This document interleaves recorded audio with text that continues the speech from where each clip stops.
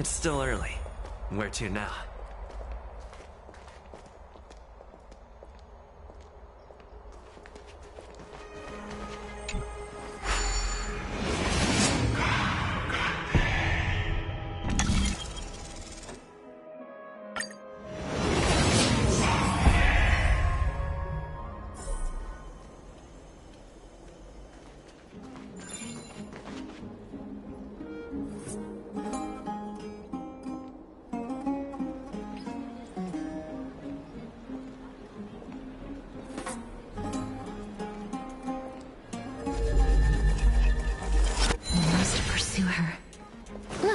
It's right there.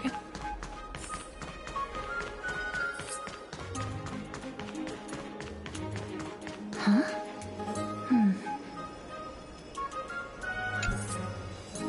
This is a trick she left for us.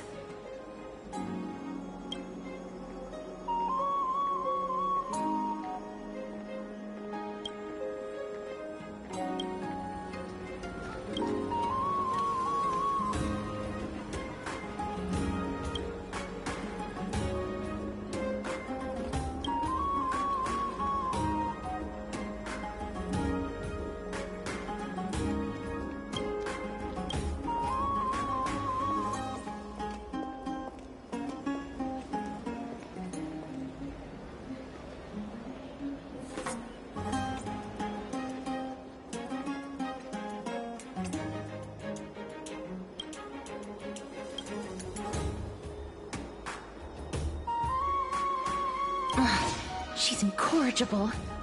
Follow me.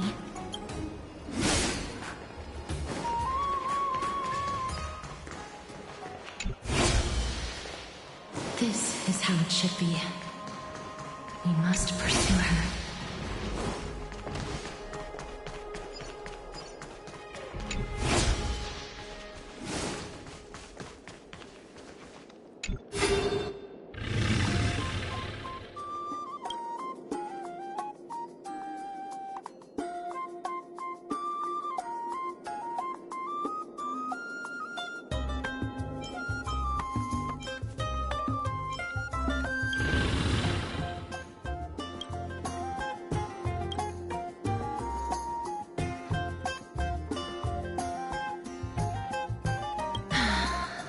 Lady Cypher, please come on out. You're still careless as ever. Shouldn't you keep such a precious gift near your bosom? Since you know it's a gift for someone else, please give it back to me. Stop hiding among the people and letting the wind carry your voice. Now, since I know it's a gift, that just means I need to milk its worth. The children of the wind never stay for long in one place. Unless your offer is tempting enough to steal the wind. What say you? Name your price. I'll give you however much you want.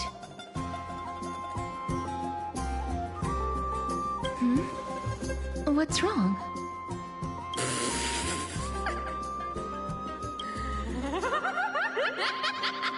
No wonder they call you Princess Homebody. Why don't you two come over to my place?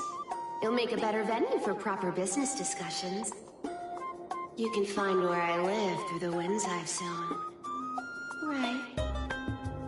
Piece of cake. I can do that even if I can only sense your soul. Alright, I'll see you there. By the way, everyone cool with me collecting collecting a deposit before we reach an agreement, right? Now, come this way.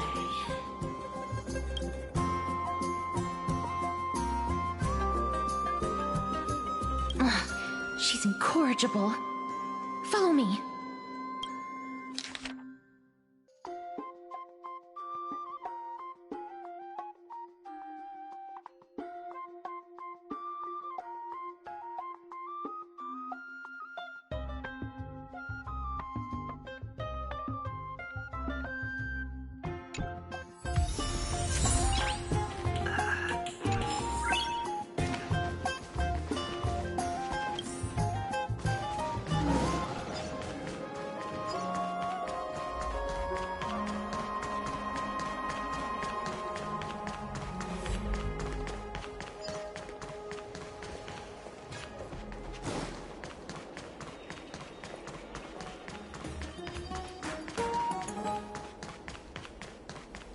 Does it really work?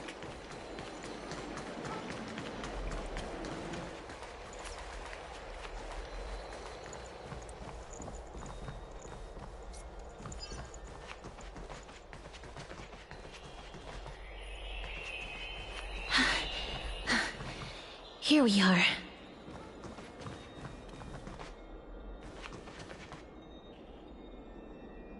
Over here! Over here! No, not that way! This way! Come on. If I really wanted to hide, you'd never find me. So relax, you two. No need to get your hackles up. I'm not that scary, am I? Meow. No way. Some people might have been into that a millennium ago, but it's long since gone out of style. Loosen up, buddy. Shall we get down to business? Give me the jewelry piece first. Or everything's off the table. Oh, come now. Don't be so upset. Relax. Relax. Look, isn't the view here just great? You can see what everyone is doing and where they're going, and they won't even know you're here. Now that we've broken the ice, let's get to the point. Everything I've said so far has been a joke. I'm inviting you two here for 3 things. 1, the seamstress found me and wants me to take you to Styxia to look for the Death Titan. 2, the Council of Elders also found me and wants me to make sure the core flame of Thanatos ends up in their hands.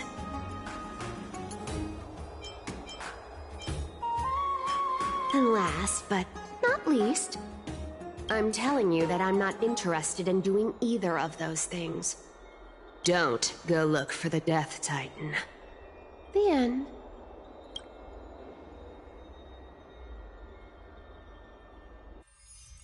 Whoa, this is some high-quality stuff. And this room is full of it. How much are these worth, Did you get all this through that Aranova gimmick? Some of it is family fortune, while the rest came from my business as a dressmaster.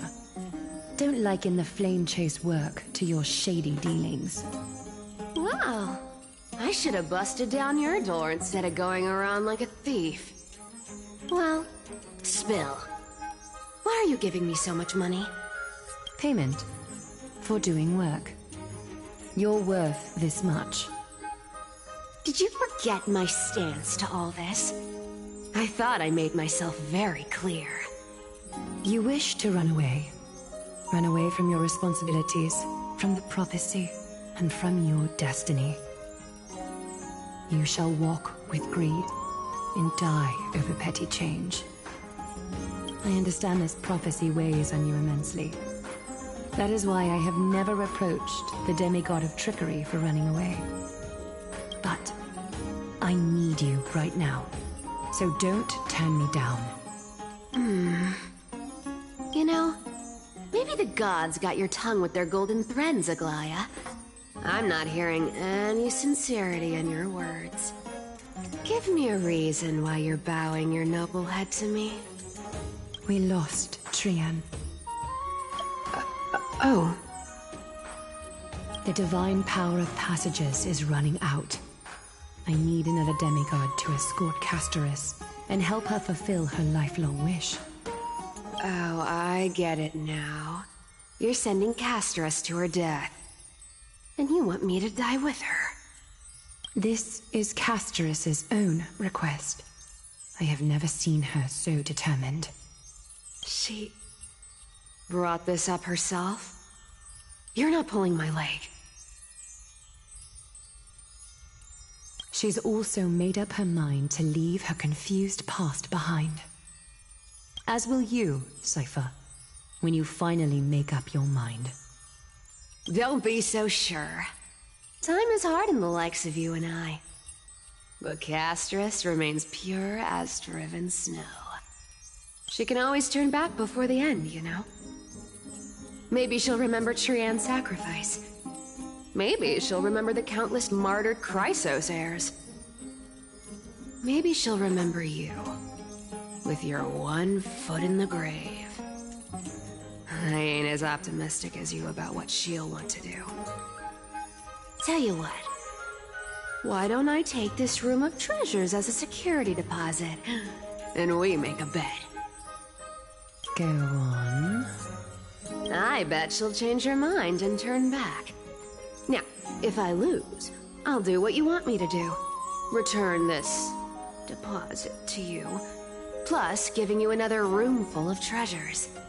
How does that sound? You sound like you have all the confidence in the world.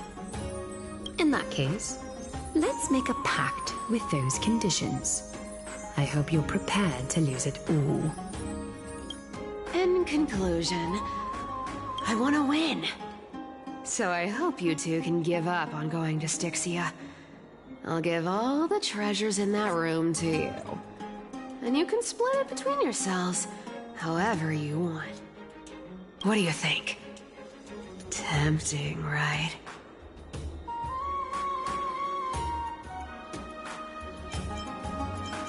I decline. If we don't find the Death Titan, his soul will... Oh? I can't go into the details, but we have to go to Styxia. I really don't get how. Princess, homebuddy, you keep talking about needing to find Thanatos, about getting rid of your curse, and you don't care about anything else. But did you ever live for your own pleasure? Even for just one day? What are you trying to say? I'm saying, contrary to your beliefs, Aglaia didn't take you in just so you can die for her Aranova. The flame chase journey walks hand in hand with sacrifices. Isn't that why you're always running away from Lady Aglaia? Fine. Never mind. We all have our own problems. I ain't gonna say anything anymore. It's not like I was gonna honor that bet anyway. But listen to me. Styxia is no tourist destination. Sure, the treasures buried in there are 10, no, 50 times richer than Aglaia's vault. Yet, I've never been there. And I never plan to. Because even a demigod can't be sure they can walk out of that place alive. And now I'm supposed to escort you to Styxia. Sure. Pay up.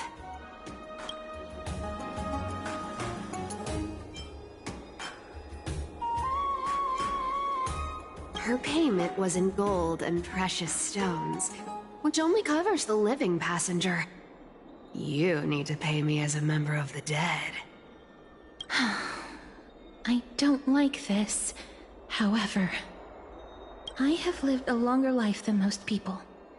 Though I'm not as good at doing business as Lady Aglaia, I still have some savings. I can give them all to you. Then how are you going to live the rest of your life? Then I'll give you 90, no, 80%. Well, Don't mind if I do. 80% of Castrus's savings and a bottle of dew of divine blood. Not a bad trade.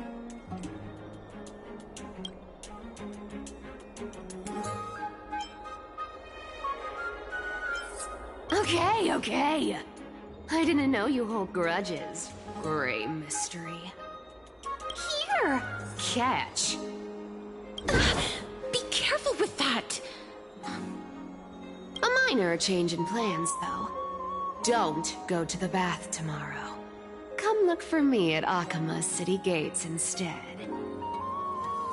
So, why are you changing the meeting place? Oh, nothing really. Just a bit scared of the seamstress's frosty face. I wouldn't stay a second longer in Akama if it were up to me. Well, now that we've struck a deal, why don't I give you guys a lift back? It's gonna be a long ride. So have a good rest.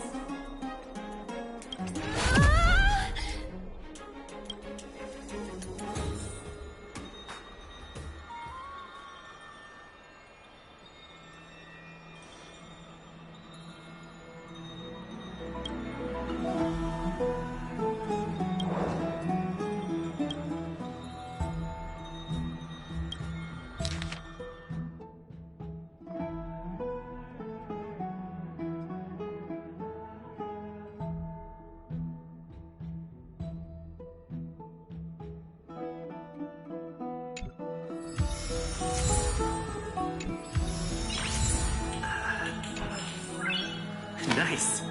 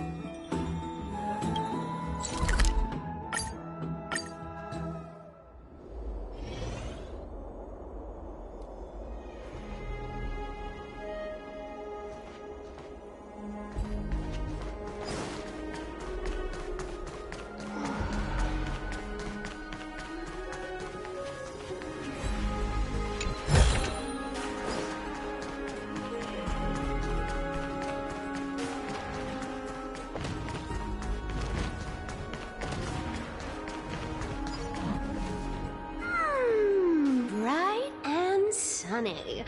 Just the weather for farewells. You're... here? Totally. The trio team is the best set up to reach the finals. No need, I already told her. She's fine with it.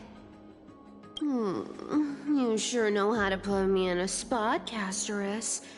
I need to travel with you, but I can't touch you. What a bother. Sorry. Oh, I was just teasing. Don't take it to heart. Did you know that the legends say you have to put an obol into the mouth of the dead or over their eyes if you want them to successfully cross the River of Souls and enter the Netherrealm? That's the fairy fare for entering the Netherrealm. However, I honestly won't ask you to pay this time. I'll pay. And then we'll just have to go through the motions.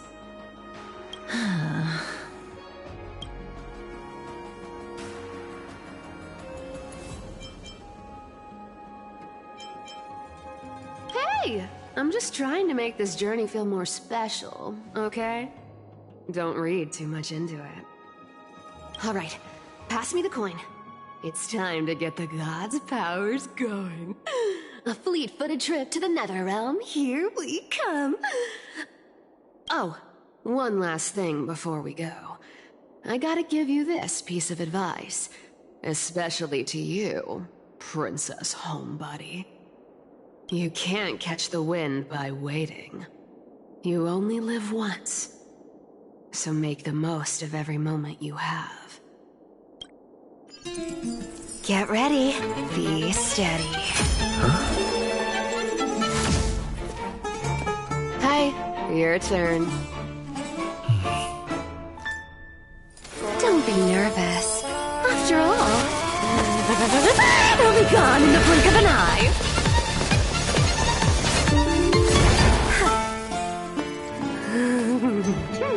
All done.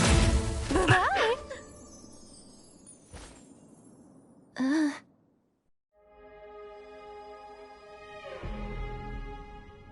Are you feeling all right? She's the demigod of trickery. When she flips the coin of whimsy into the air, she gains incredible speed that lets her travel anywhere in an instant. Just like how she clearly had no intention of lingering here for even a second longer. We can only depend on ourselves for the rest of the way. Don't worry, Mem's here to help. Being cute isn't my only forte. I'm strong too. This is Styxia, the city of dragons and waves. Anaxa hypothesizes that the missing Thanatos is somewhere in these ruins. This is the land of their birth. Or perhaps of their death. Anaxa had used a secret alchemical art to temporarily fuse his soul with Circe's and Kephae. And when he was on the verge of death, he was pulled by Thanatos and caught a glimpse of the flowing river of souls. This alchemy, considered a sacrilegious act, might actually make the souls of mortals and titans attract each other. Even though Thanatos has been missing for 1,000 years, and even their followers haven't been able to find them. Perhaps that special attraction could summon them here. Oh, so are we going to use that Philosopher's Stone to conjure the Titan? I guess that's the only way. The only leads we have now are the name of this city and the fairy tale about the dragon. Thanatos is even more mysterious than I am. Indeed. Even one as erudite as Anaxa could only point us to this place, and no further. We will be entering the unknown as soon as we take our first steps. But that won't be the first time in my long journeys. I believe that, rather than standing still, taking action is by far the better option. Perhaps fate might take pity on us today and show some compassion.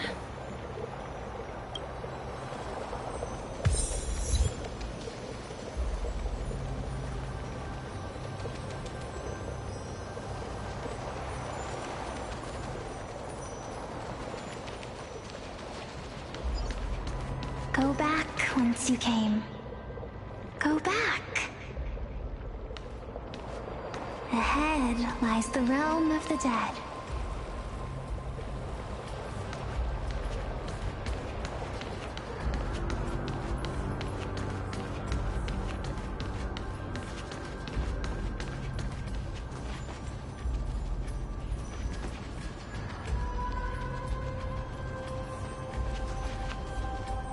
What a beautiful butterfly. Is it talking to us? This is a eulogistic butterfly. They are found in places where many have met their demise.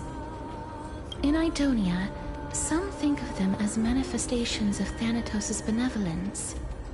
By turning the lingering obsessions of the deceased into these creatures, it is as if the Titan has made life into a specimen. Others think of them as Thanatos' messengers that guide the departed to the Netherrealm. The second theory sounds more believable. After all, the things they're saying are rather, direct. Perhaps. But the fact that we're able to hear their whispers proves that we're fast approaching the realm of the dead.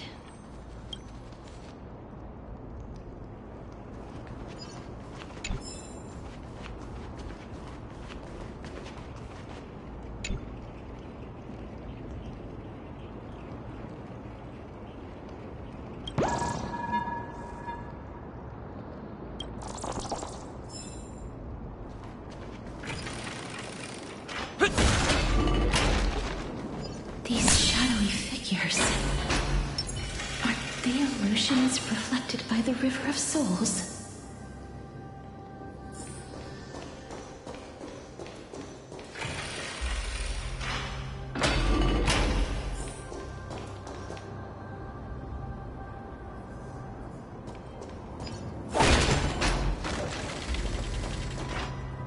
Do you want to buy any fish? Huh? He can see us? Wait. More living people. I'm not selling my fish to living people. You lot are too shameless. Buying fish without paying. If I ever see her again, I will... Could it be that you're all dead souls that never achieved rest?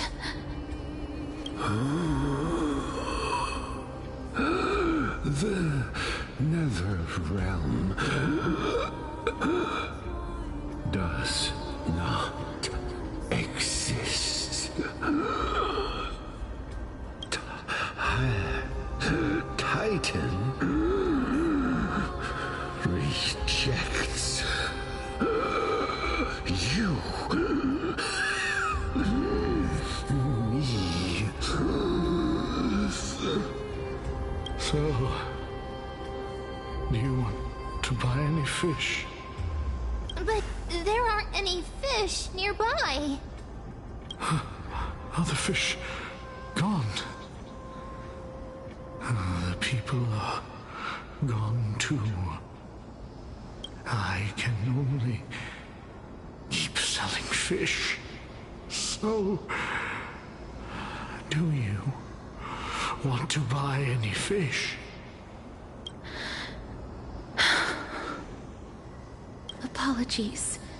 I don't have much in the way of savings, but perhaps there's another way for me to release you from your suffering. Please relax. May you fall asleep peacefully amid a gentle field of flowers. This... I knew it! These people aren't illusions. They're the souls of the deceased. They're supposed to reach the end of the West Wind by floating down the River of Souls. Yet, they have floundered upon the shoals of the stream, unable to move forward.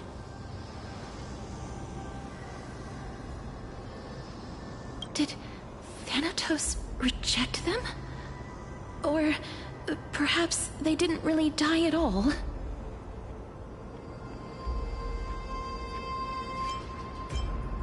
I have no idea. This circumstance is completely unprecedented. Hang on. Didn't he say more living people? So that means he's seen other members of the living apart from us? Could it be that these souls are stuck here due to someone's deceit? If something is done out of goodwill, are you really gonna call it deceit? Goodwill? I can't see anything good out of... Wait a minute. Lady Cypher? That's me.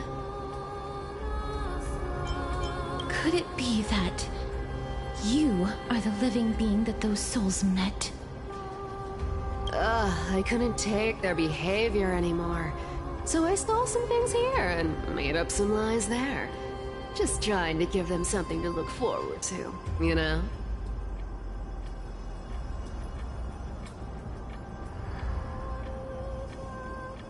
It's because of vile living creatures like you that we're being misunderstood by all of them. What else am I supposed to do? You can see the mess this place is in. These poor souls are denied by the Netherrealm. So now they're stuck in a few brief moments of their life. Unable to move forward or back. Did you see those two blacksmiths on the way? They've been here for as long as the sun's been around, wailing over and over about casting a shield. Styxia is so freaky. Then why have you come back, Lady Cypher? Hey, I'm not here to aid your adventure.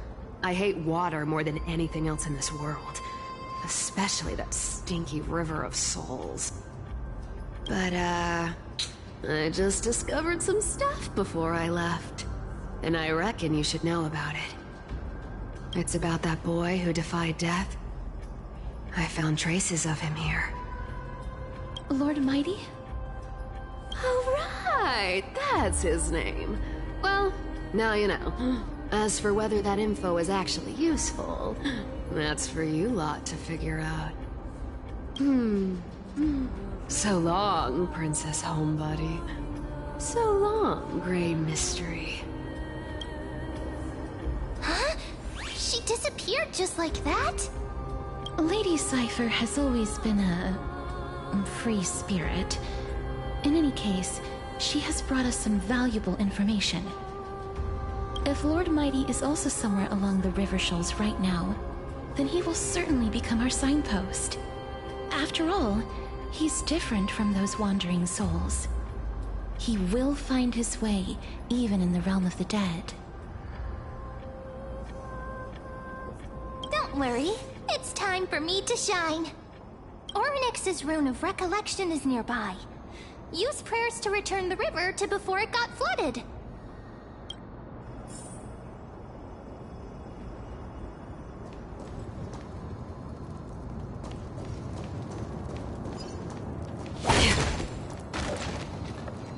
Hey, over here!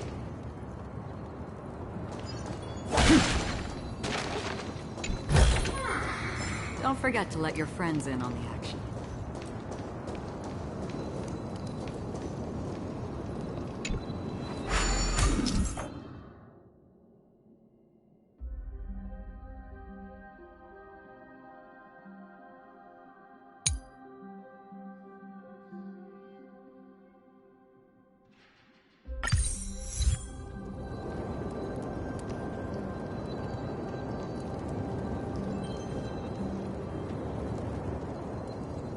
Ornyx's miracle has appeared. Amazing! It's like we're inside a giant bubble. Even the river got parted.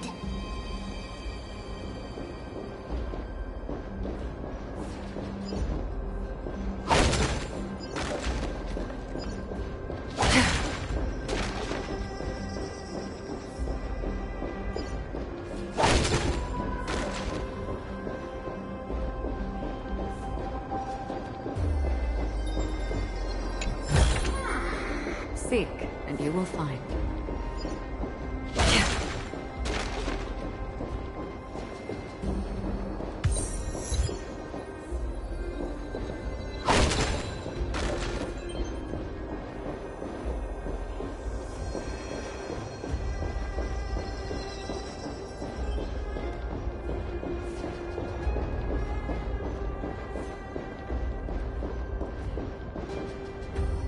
Huh. So this path actually didn't exist back then?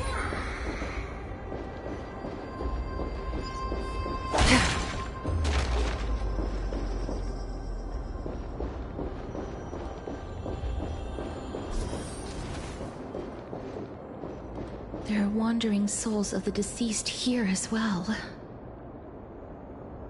We must first return to the present before we can communicate with them.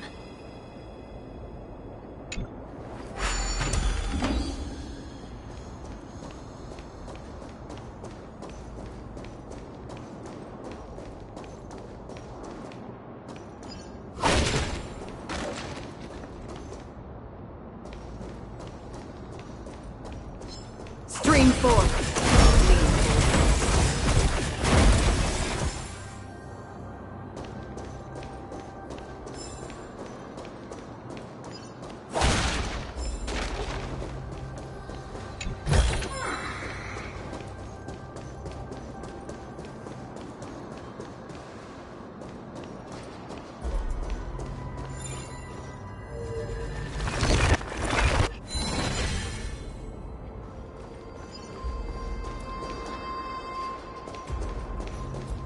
Stream 4.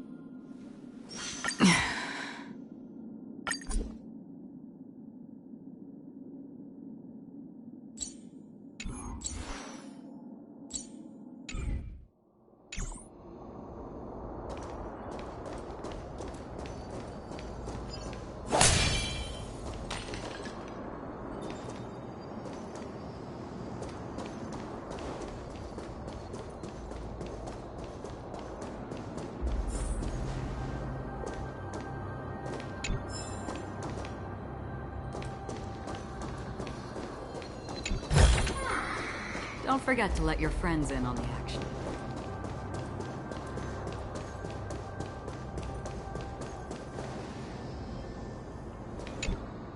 Ah, by the looks of it, you must be the foreign warriors that the Queen had mentioned, right?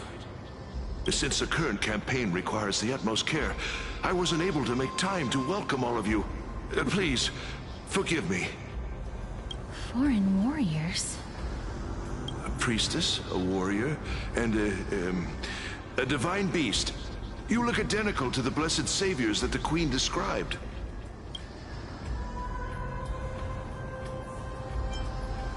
A campaign? Who are you campaigning against? Nobody knows, as of now. Of the scouts that went ahead, only one has managed to return. He says that the land ahead is a forbidden land that should not be approached, as it is the doorway between the netherworld and the mortal realm. As for the rest of the scouts, they've completely lost their souls and are decaying by the day. While there is still dissension within the city, the scholars agree that this calamity was so unprecedented that it needed to be given a new designation. An unprecedented calamity. Could it be death? It seems that you have indeed heard about this. Well, death is just one of the possibilities. it's too early to come to a definitive conclusion. A world that has never seen death. Looks like these people lived in the era Chrysia before the Calamity Titans descended upon the land. May I ask, where is the scout who managed to come back?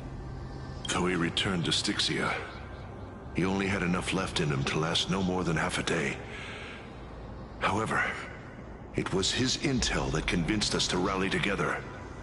He said that he witnessed the demonic specter of an evil dragon at that treacherous land. The apparition opened its giant maw and devoured everything in sight, and thus brought Styxia that thing called death. Styxia. An evil dragon that brings death. It all sounds rather familiar. Wait, wasn't this part of that fable? Sir, could I ask how the Queen and Princess are doing? The Queen?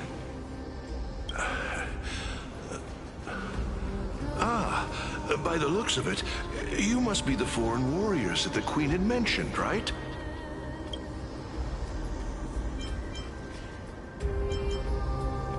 Oh, it's the same lines. Looks like he's still trapped in the moments before his death. Leave it to me. Sir, the war ended long ago. Styxia no longer exists. Styxia is no more? This cannot stand! Newcomers, hurry up and go take your positions! Oh, looks like it's difficult for this gentleman to accept reality. Sir, I am the Maiden of War, sent here by the Queen herself. If you accept my blessing, then today's battle will be smooth sailing. Maiden of War? I've never heard of this. There's little time to waste. Please don't take too long. Don't worry. I'm typically unwilling to prolong such a moment.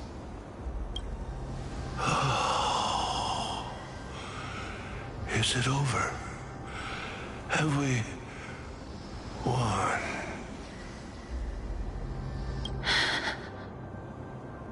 Cass, oh, are you all right? I'm fine. I just didn't expect that I would still have to embalm others, even in the realm of the dead. Is this a remnant of his soul?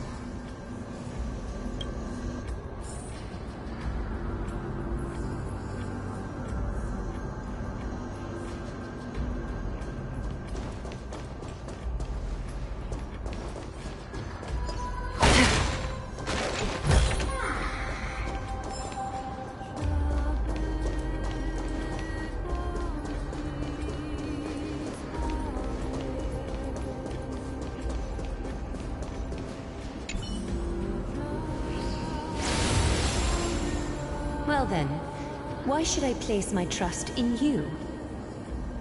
Holy maiden from afar. Wait, this is... I don't quite understand what you're trying to say. Since the prophecy has already pronounced your name as Chrysos, heir of death, Okima ought to treat you as an esteemed guest. However, you seem to have no intentions of concealing your involvement with the Council of Elders, while most likely being aware of my issues against them. I cannot deny your claim. It was the Council that offered this room to me, and they had only one request. They want the curse of death to be completely subjugated to your will. I was agreeable to that request. But why? I am unable to rid myself of this innate curse. However, from this day onward, I shall use it according to your will. I will never make any superfluous moves on my own. I see. So that is how they plan to control the Flame Chase journey. They have shifted the heavy responsibility of granting death over to me. If I ever become obsessed with executing people, they will then have ample reason to terminate the Chrysos Heir's journey. And yet, you seem to not mind. This is quite surprising to me. That's because the fate that we were born with is a burden far heavier than that of an individual's life. I've woven many unforeseen events into the tapestry of fate. This is but one instance. Tidy up your precious garments and come with me. Akima welcomes you, Casterus.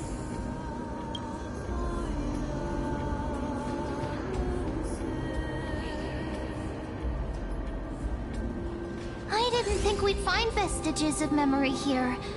Maybe they've got something to do with Orynyx's rune? Perhaps. But I do not need a reminder from them. This memory is one that I will never forget.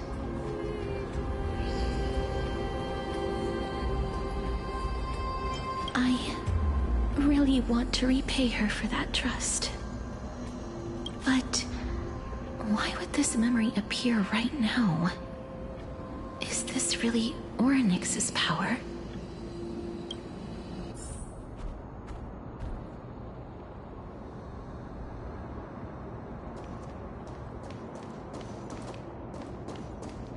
Could these dead monsters actually be... If Lady Cypher is to be believed, this could be the handiwork of Lord Mighty. He's still fighting against the Black Tide, even in the Netherrealm.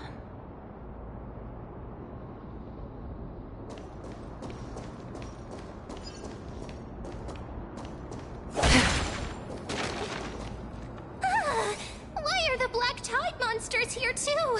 Can they swim in the River of Souls? Even Thanatos wouldn't be able to accept Black Tide monsters into their realm. These traces seem to suggest that anybody who trespasses upon death will pay a heavy price.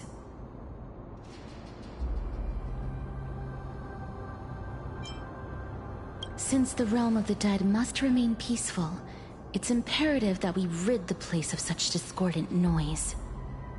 Please stay back. Let me deal with these enemies.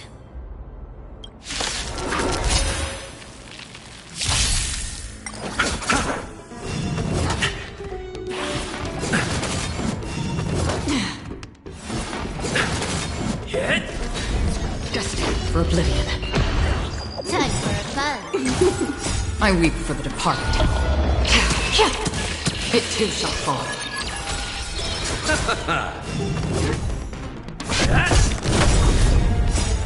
Lance! Forward! I underestimated you. Still waters of oblivion. Receive divinity. The dead return! I underestimated you. Time for a fun. This is double speed.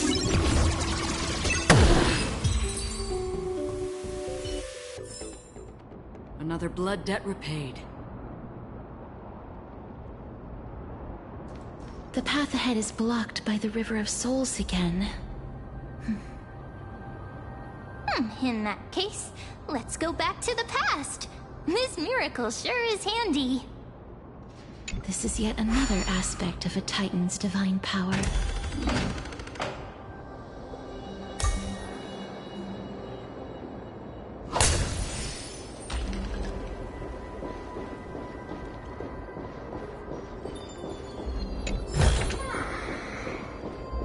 If Dan Heng was around, he'd definitely be able to raise the waters of the River of Souls into the sky. If Lady Hycelens was still alive, I think she might be able to do that too.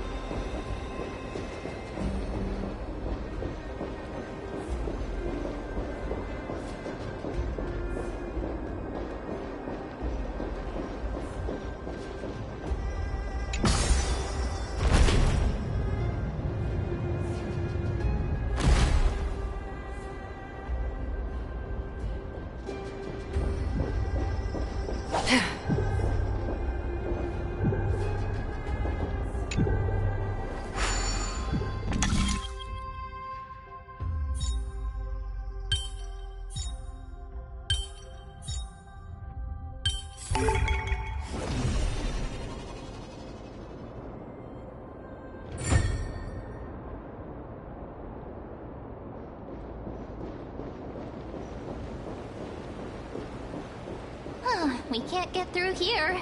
Let us return to the present.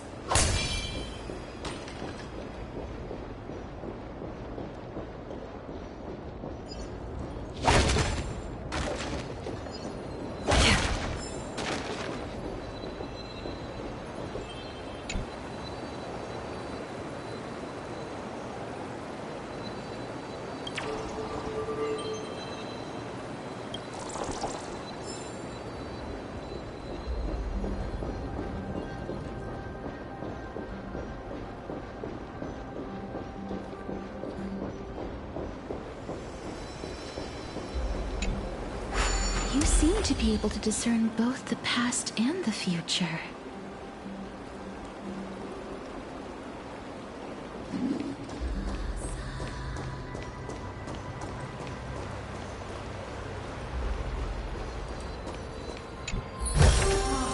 Don't forget to let your friends in on the action.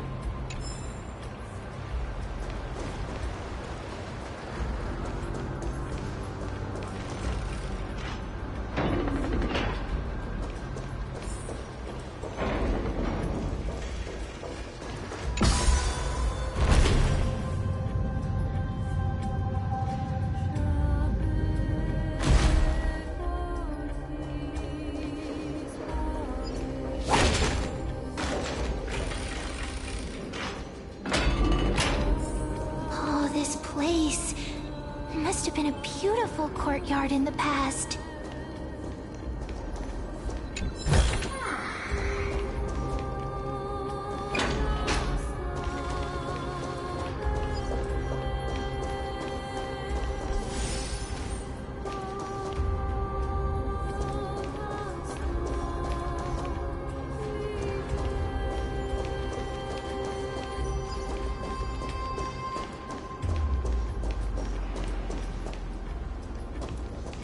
Please excuse me. I am but a scholar from a distant land who had the misfortune of falling into the River of Souls and turned into a member of the dead. Huh? This one seems to know that she's already dead. Oh, I was merely speculating, but it seems I was right. And you... I recognize you. You're the Holy Maiden of Death from Idonia, right? I'm sorry. I cannot bring you back to life. However, should you desire it, I can end your prolonged limbo. I'm well aware of that. Even if you were able to revive me, I would never choose that option. That's because I didn't fall into the River of Souls by accident. Instead, I leaped into it to seek my death. Why? If you could see the life I've led, then you would not reproach me so. My life was far too miserable. But I did not expect things to stay the same even in death. What a joke. In escaping my mortal life, I've entered a millennium of pain instead. Circe's above. What cowards humans are. For we fear both life and death simultaneously. I'm sorry. I'm also powerless to answer that question. That's all right, Holy Maiden. At least you are able to respond to me. Please, grant me death.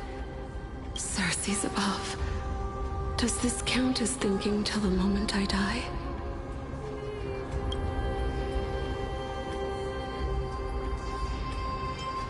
I have seen too many farewells. Her distress is quite commonplace. There are those who will end their lives over what seems to be the smallest of worries. For some people, this power that I possess is a blessing rather than a curse. But I never managed to convince myself of that. Cass, are you still trying to create a world without death? Yes, because When placed under time's vast scales, there is no worry in this world that cannot be solved. This is a wish that I've held for almost a millennium. My mind might have changed once upon a time if people managed to strike up a friendship with me. But I've never been more firm in my conviction. Now that I've learned about your near-death state, it is my duty to wipe death from the face of this world.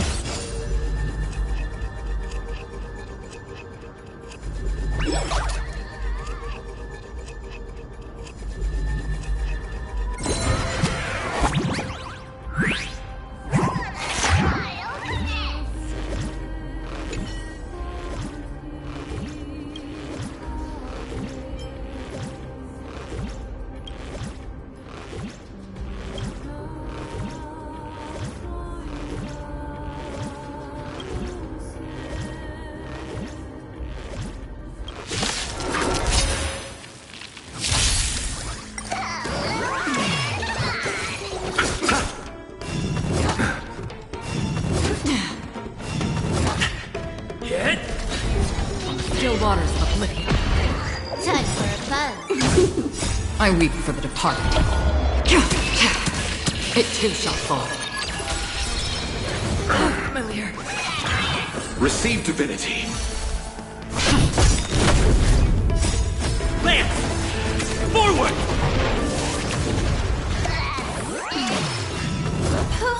Destined for oblivion. I underestimated you. Bloom. Repent! The dead return!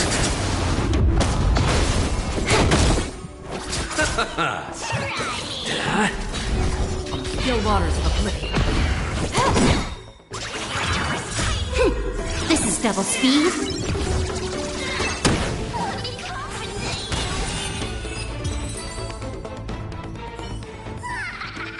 Another blood debt repaid.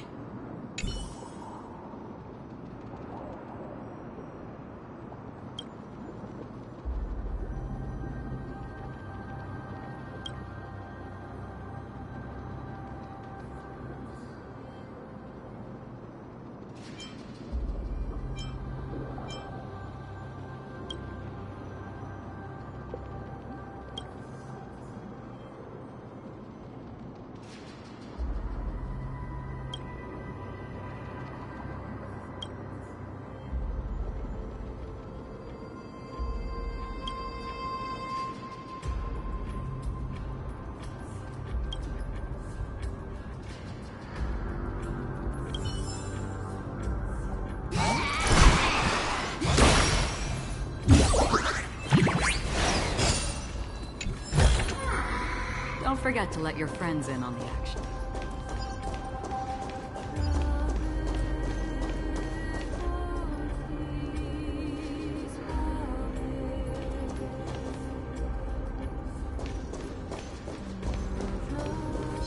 Stream forth. Gleam of old blades.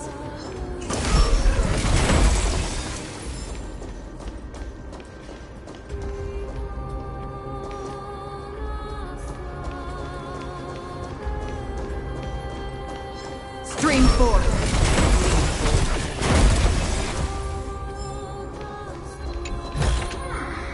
Seek, and you will find.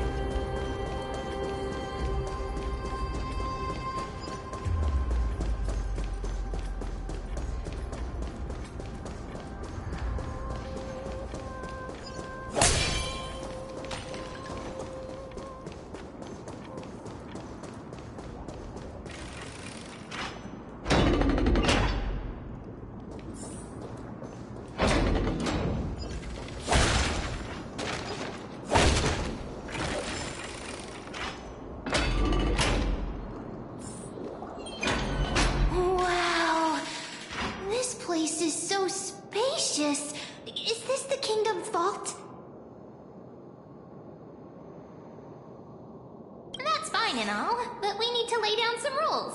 We're not gonna return to the past to steal things. Do we need to enter that doorway to climb even higher? There seems to be a person. Oh, more like a soul guarding it. But how should we get up there?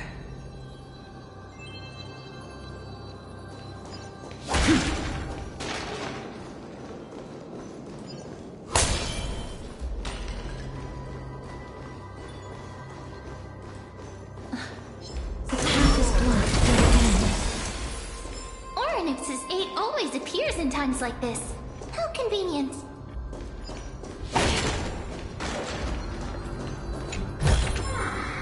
Don't forget to let your friends in on the action.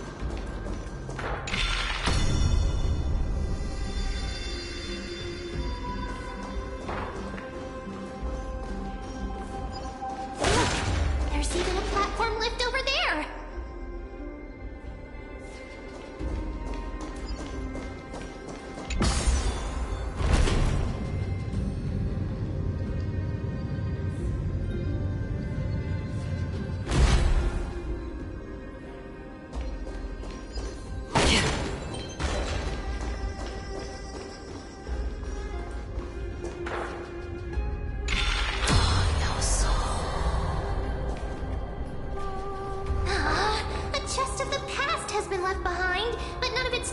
Remain inside.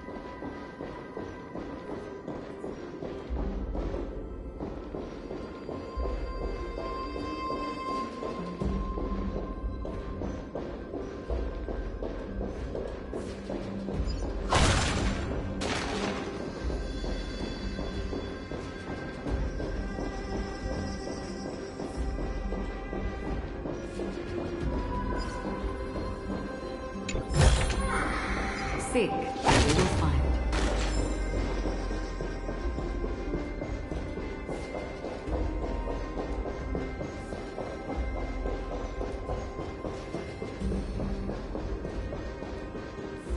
Wait, what if the miracle suddenly loses its effect? Mem, do you really want me to answer that?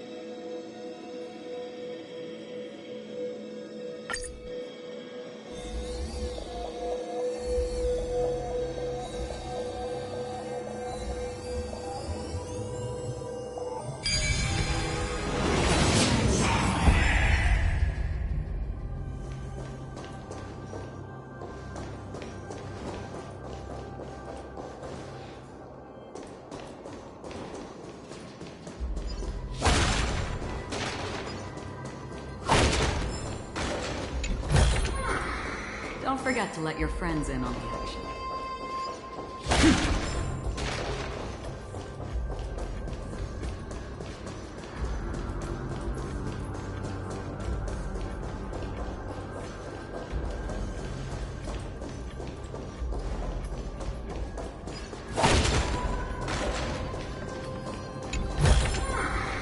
Seek, and you will find.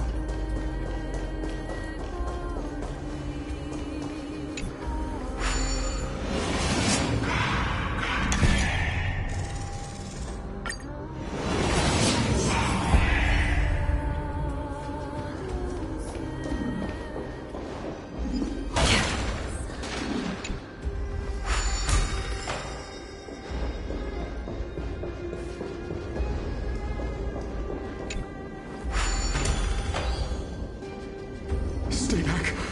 Don't come any closer.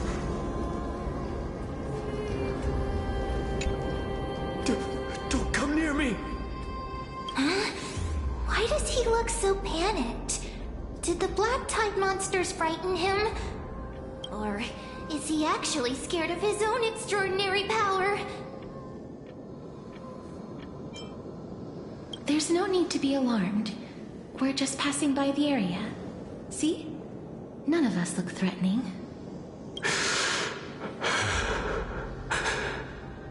You have a point. Although, while this might once have been the royal vault, it's since been plundered empty. So please go away right this instant. You've misunderstood us. We simply heard your shouts as we were passing by, then decided to come over to find out what happened. My goodness. Did I really yell out loud? How rude of me. I'm sorry to have bothered you. I merely saw a warrior. While that spirit didn't harm me, his blows really packed a hefty punch. A warrior? Could it be... Wait a minute. You seem to be quite different from him. Are you actually alive?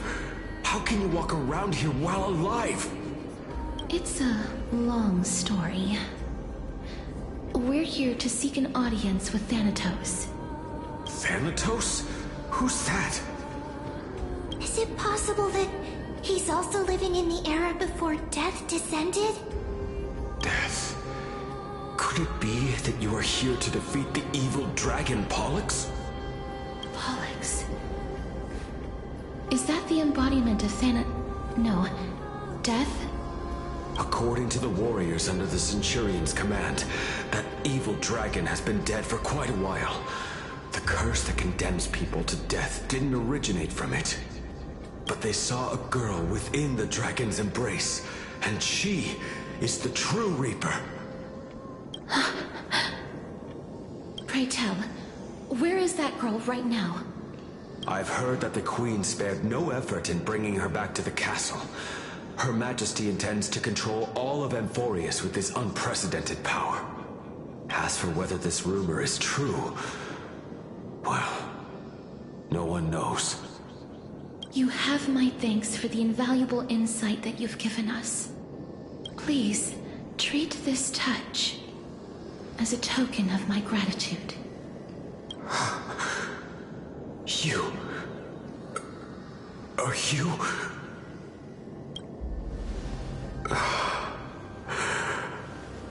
Thank you. This is his...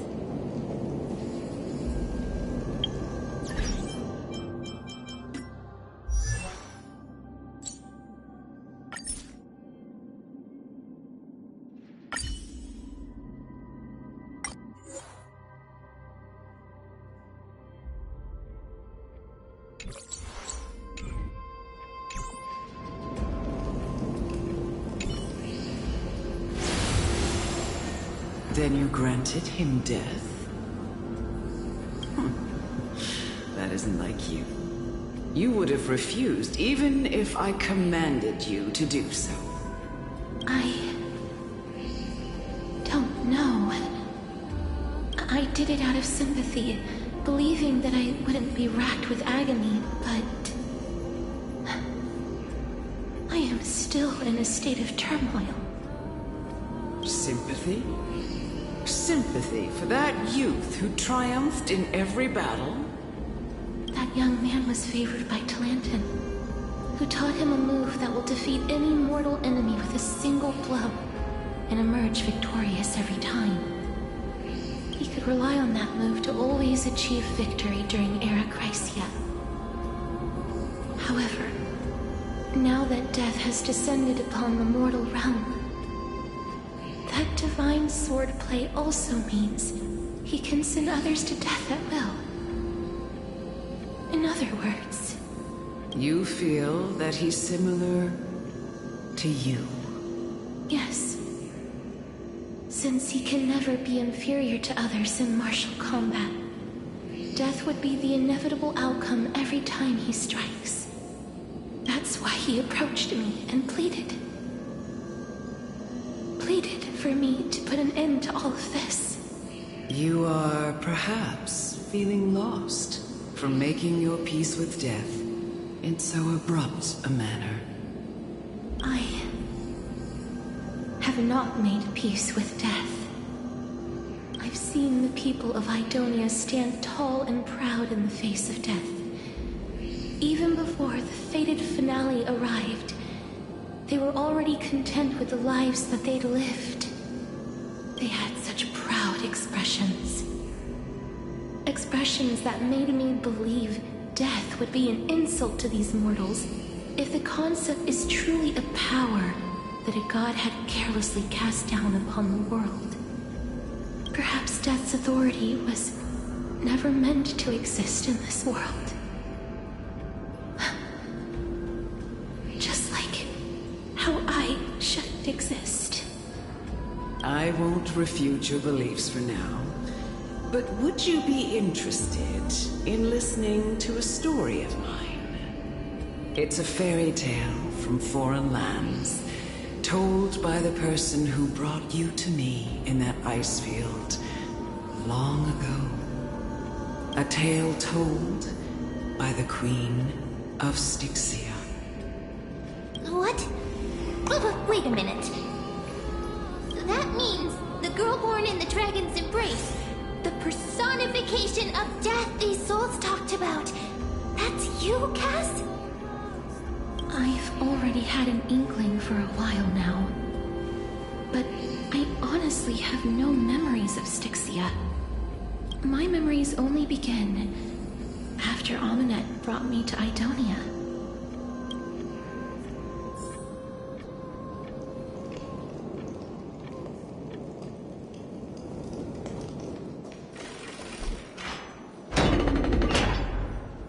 Don't look back. Keep moving forward. Always. It's yet another eulogistic butterfly. Are we getting closer to the Netherrealm?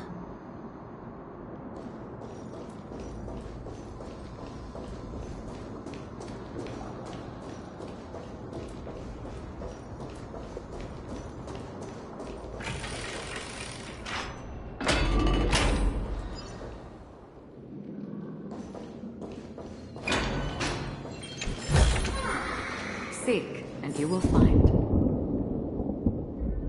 Oh, this is...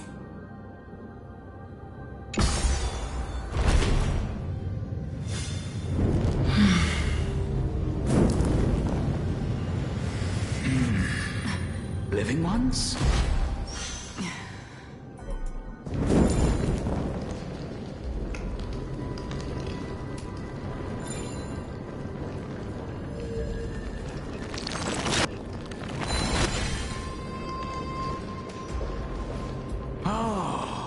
Could you be the scions of Styxia?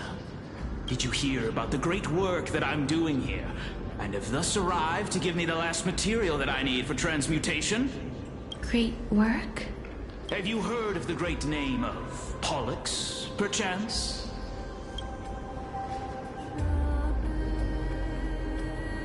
You don't have to describe it like that, mister.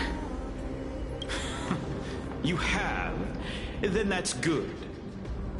During the Age of Myth, a time likely before your birth, I was the unsurpassed zenith of alchemy that none could reach. On the shoals of the River of Souls, I shall make Pollux soar again and bring death back to the world. But didn't that dragon already bring death to the world? Oh, looks like you don't know the whole picture. Well, it's true that the missing girl can grant death to mortals. Pollux, the one who delivered her onto this world, makes it so that humankind cannot die.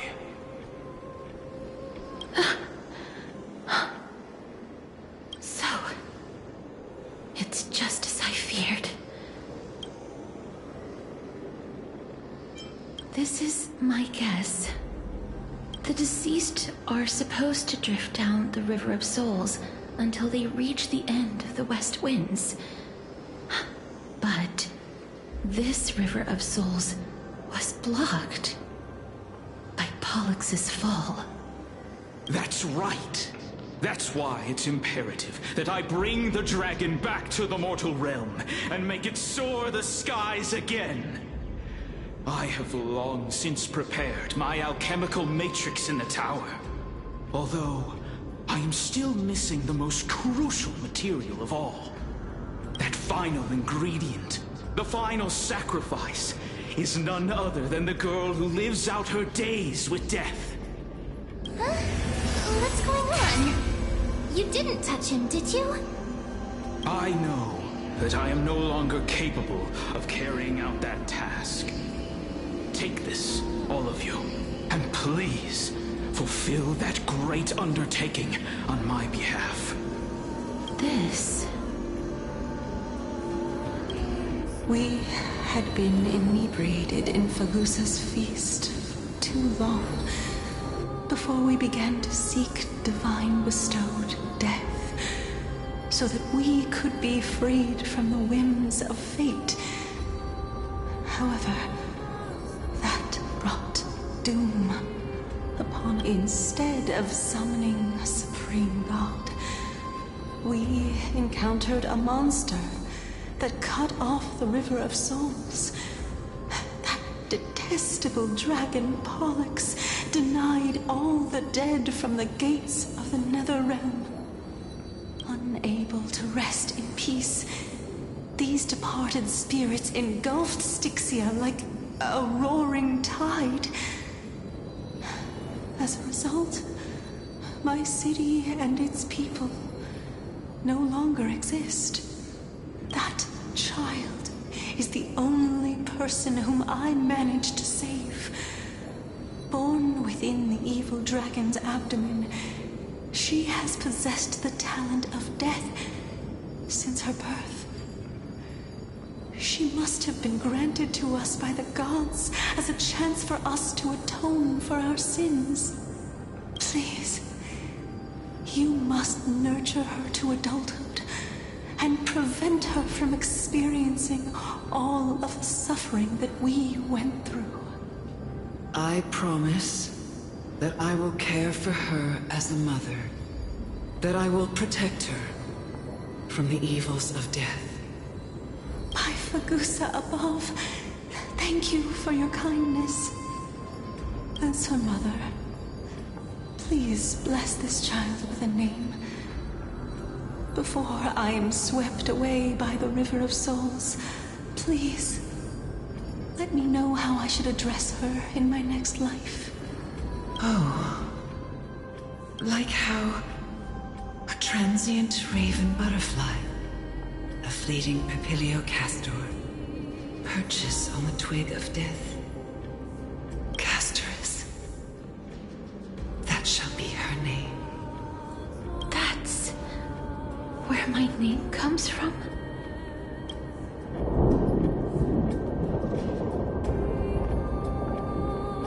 The sound's back. What is making that ruckus?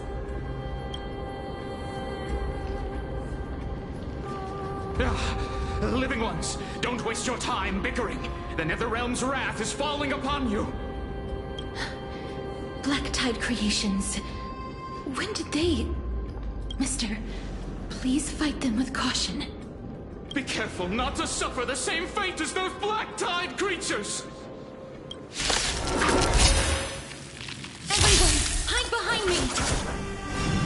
Not a scratch. Nothing major.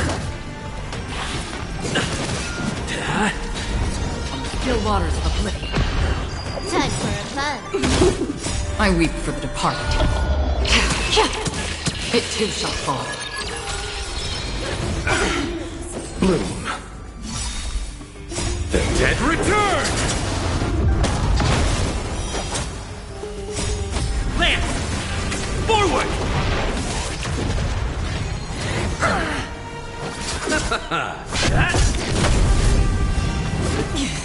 Destined for oblivion. There's so many of them! And how are we holding up? The dead return! Hit! Still waters of oblivion. Time for a fun. This is double speed. I underestimated you.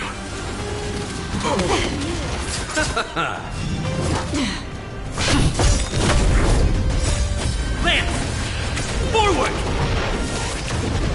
Destined for oblivion. I weep for the departed. It too shall fall.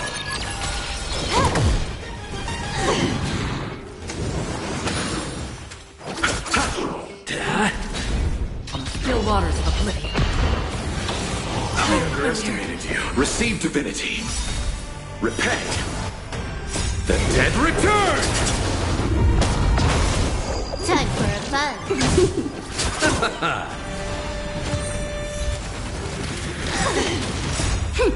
This is double speed.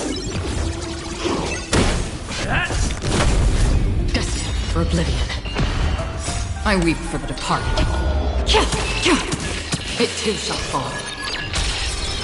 Here. For the feast of strife. On their triumphant return.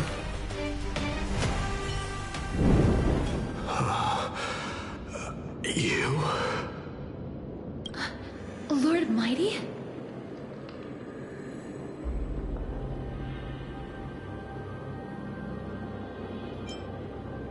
Lord Mighty, you've been through some tough battles once again.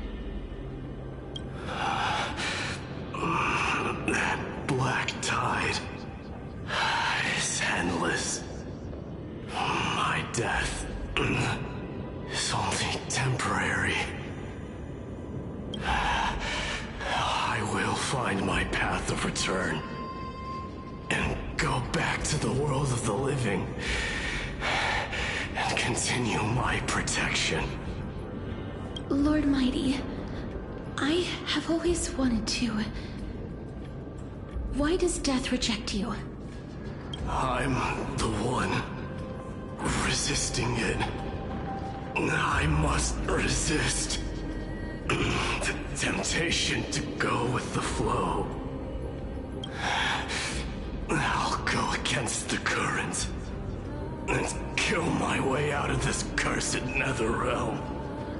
That is my destiny. It seems like he's completely focused on resisting the temptation of the dead's whispers. He's working hard every minute to deny death. It seems his battlefield is not limited to the world of the living. Lord Mighty, are you willing to travel with us? We're headed for the Matrix inside that tower, to summon Thanatos from their prolonged concealment.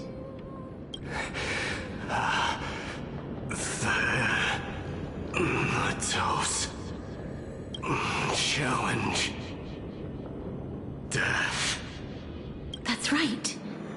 If we can work together and defeat them, you won't have to be troubled by the curse of immortality any longer. Let's go together, Castoris. Let the person who has brushed against death countless times guide your way. Kaz, are you sure you want to do this? The alchemist said he wanted you to be a sacrifice. I'm not afraid. There's no reason for us to turn back anymore.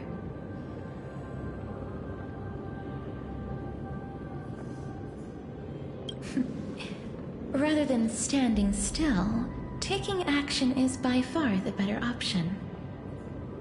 Perhaps fate might take pity on us today and show some compassion.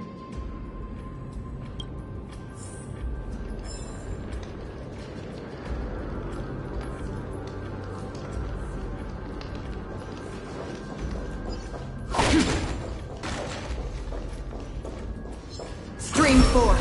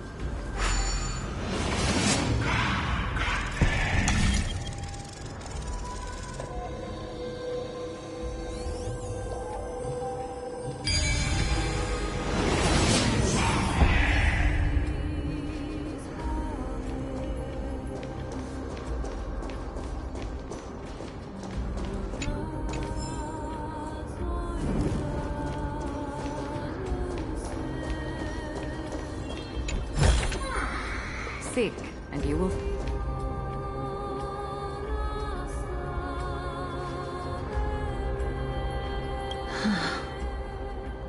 This is going to be difficult.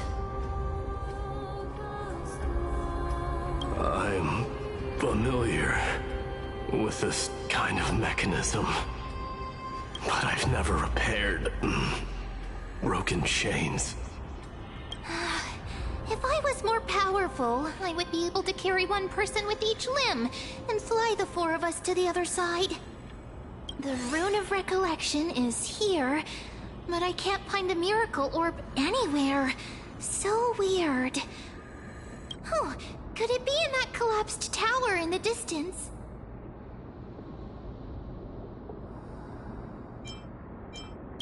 It's still up to me to step up in a crisis. Wait here. I'll go check things out.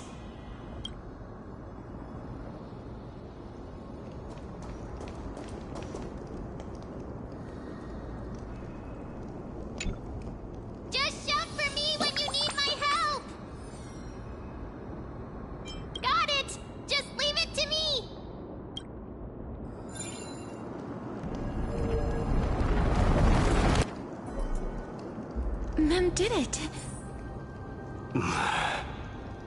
The pink squirrel is very smart. Why am I a squirrel now?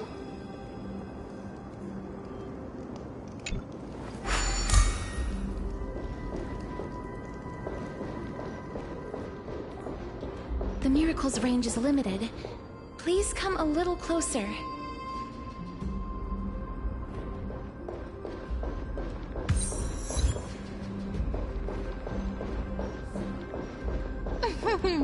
Aren't I a good fit for Oryx's priest?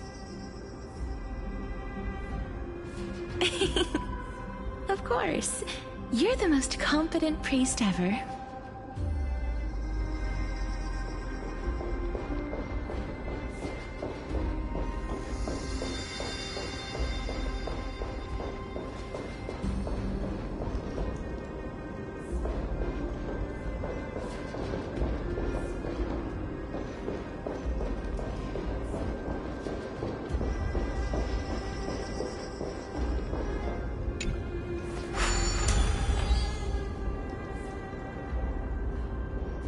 The alchemical matrix should be behind this door.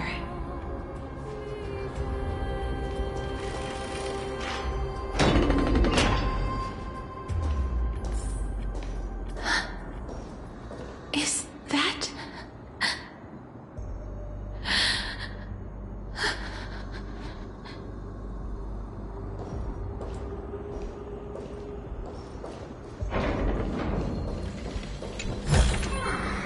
Don't forget to let your friends in on the action. Wow, there are so many of you! It's little Cass and little Grape. Oh, there's also little D and the big puppy! Trian? Aren't you...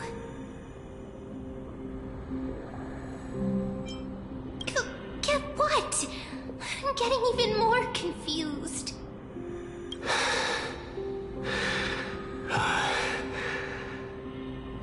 This is the first time I've encountered a deceased friend while going upstream in the River of Souls.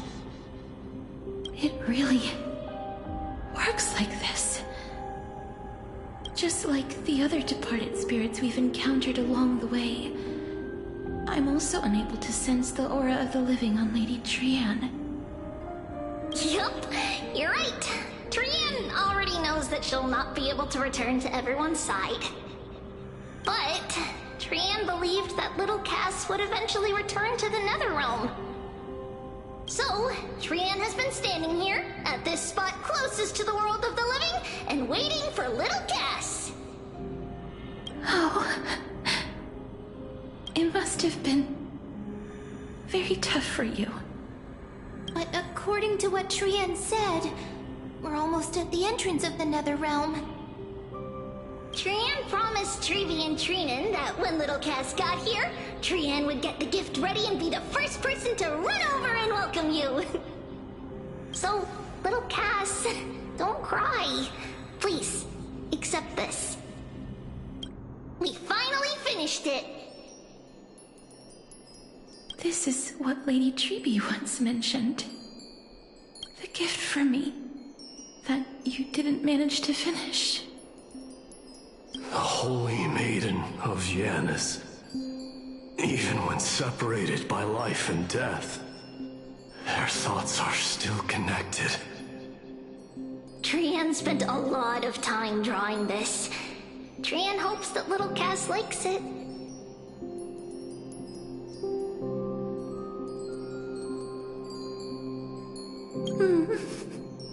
Seriously? It's seriously a wonderful drawing.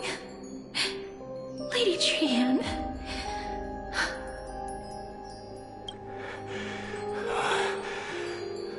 This is our flame chase journey.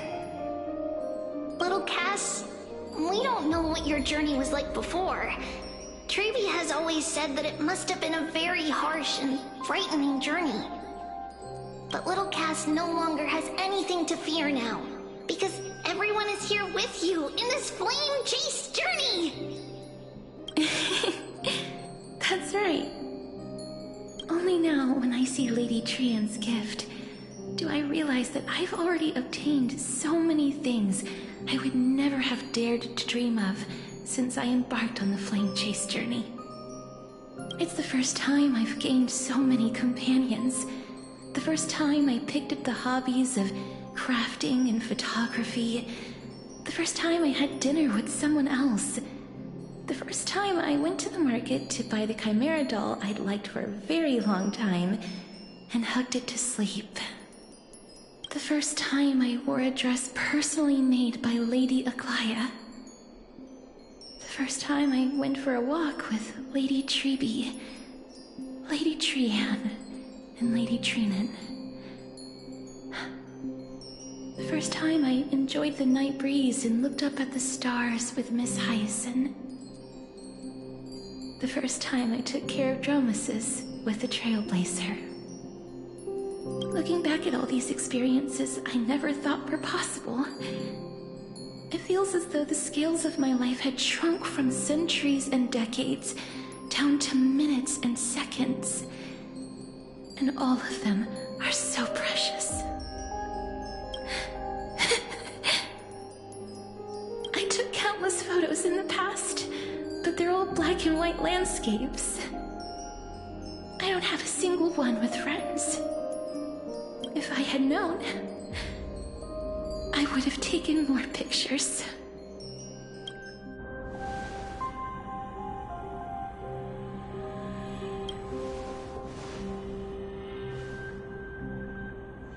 Trian says yes! Trian likes little Cass and would love to take a picture with little Cass. Sadly,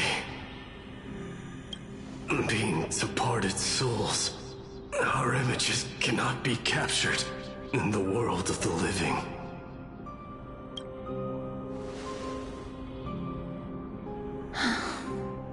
I thought so too. What? Are we seriously going to leave any room for regret?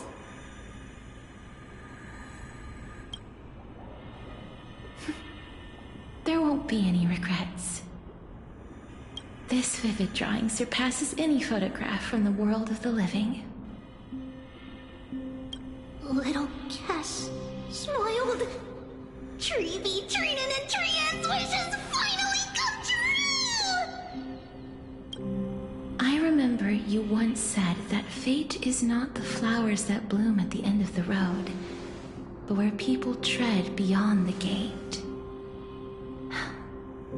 Now, the path that belongs to me is about to reach the end. Thank you for bringing me the final key. Key?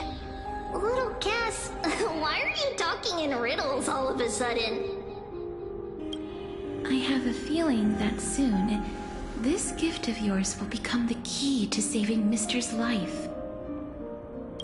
Wow, that's amazing! Then keep smiling and carry on bravely! Little Cass, Little Gray, everyone, see you tomorrow!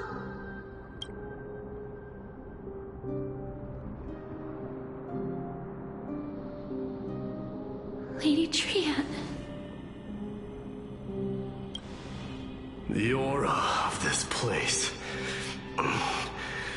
We have indeed reached the end of the stream of souls. If I go any further, I might lose myself. I must leave now, for the black tide still wreaks havoc in the realm of the living.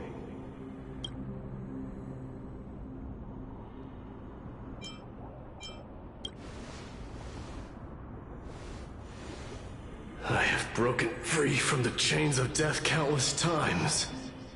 This time will be no different. Castorus, will you fulfill your duty for the flame chase?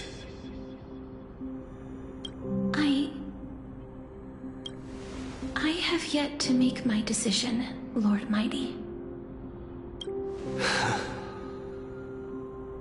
No matter. Make the choice your heart desires. Even if it takes 1,000 years of waiting, I will continue to fight till I die, then rise from death till the miracle descends.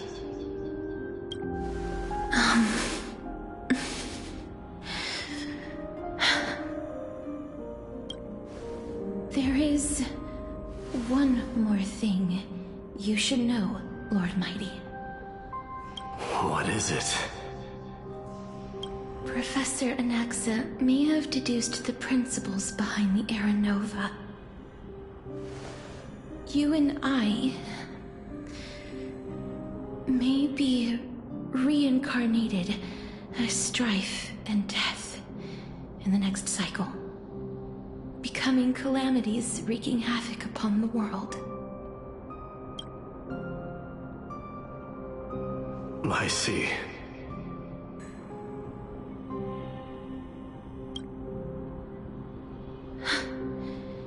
Is that all?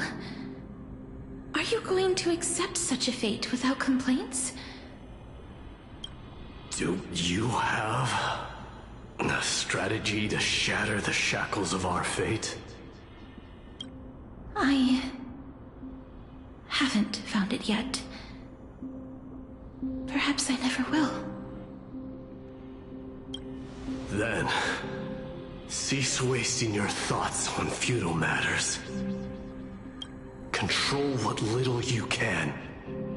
And when fate's inescapable grasp comes, resist it with the strength of your mighty will.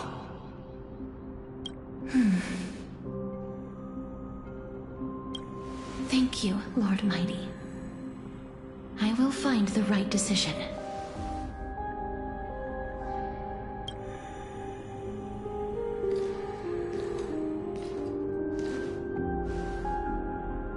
In the name of strife, may you meet a fitting end. This must be the alchemical matrix the spirit mentioned. Let's see. We need to insert Aquila's sky, Georios' earth, Kefali's fire, Fagusa's ocean, and Nestia's love.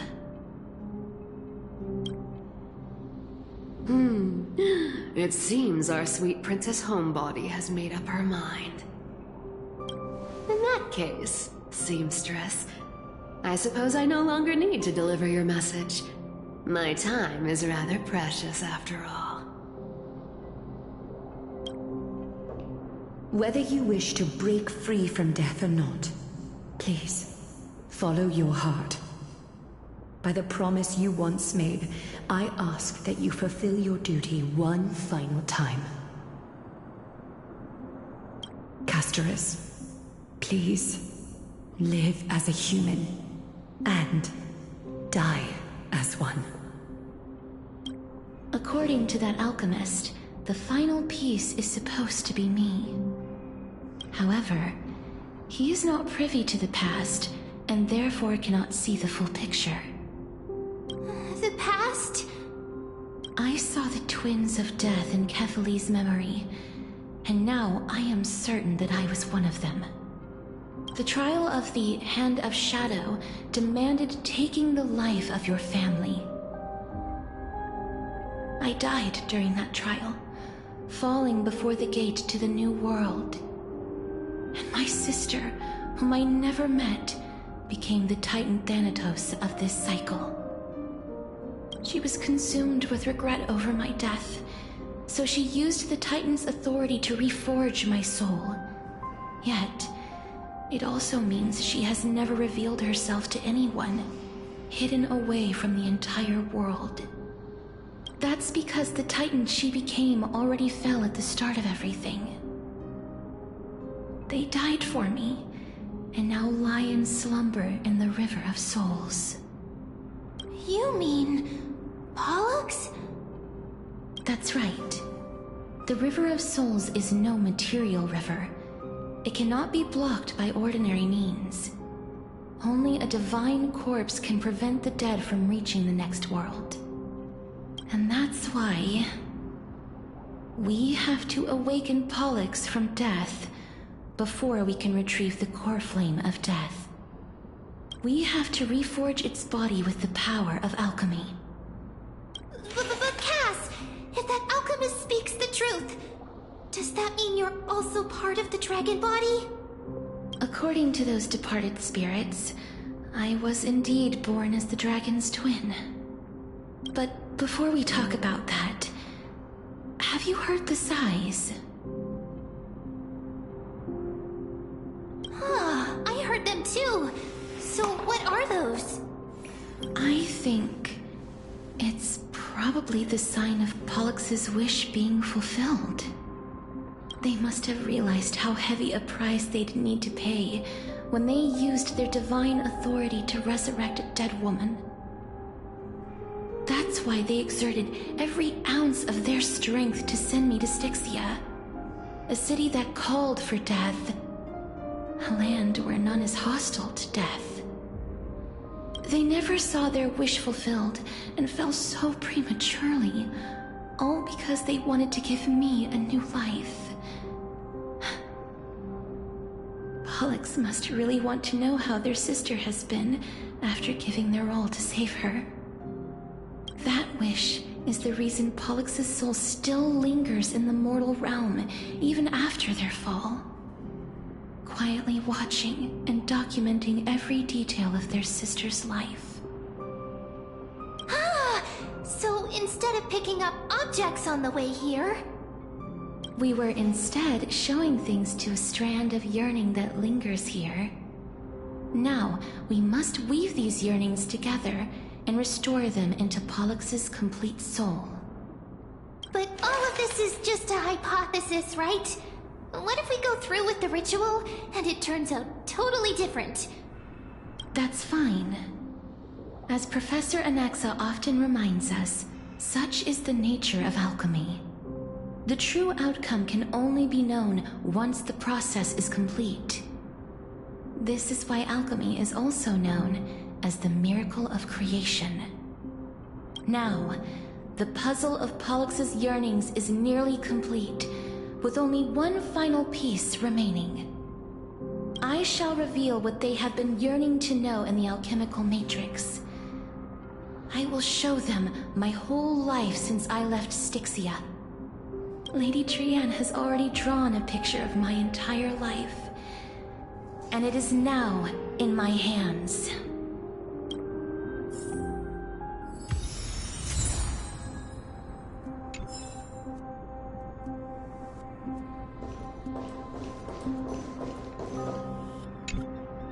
Then, let the ritual begin.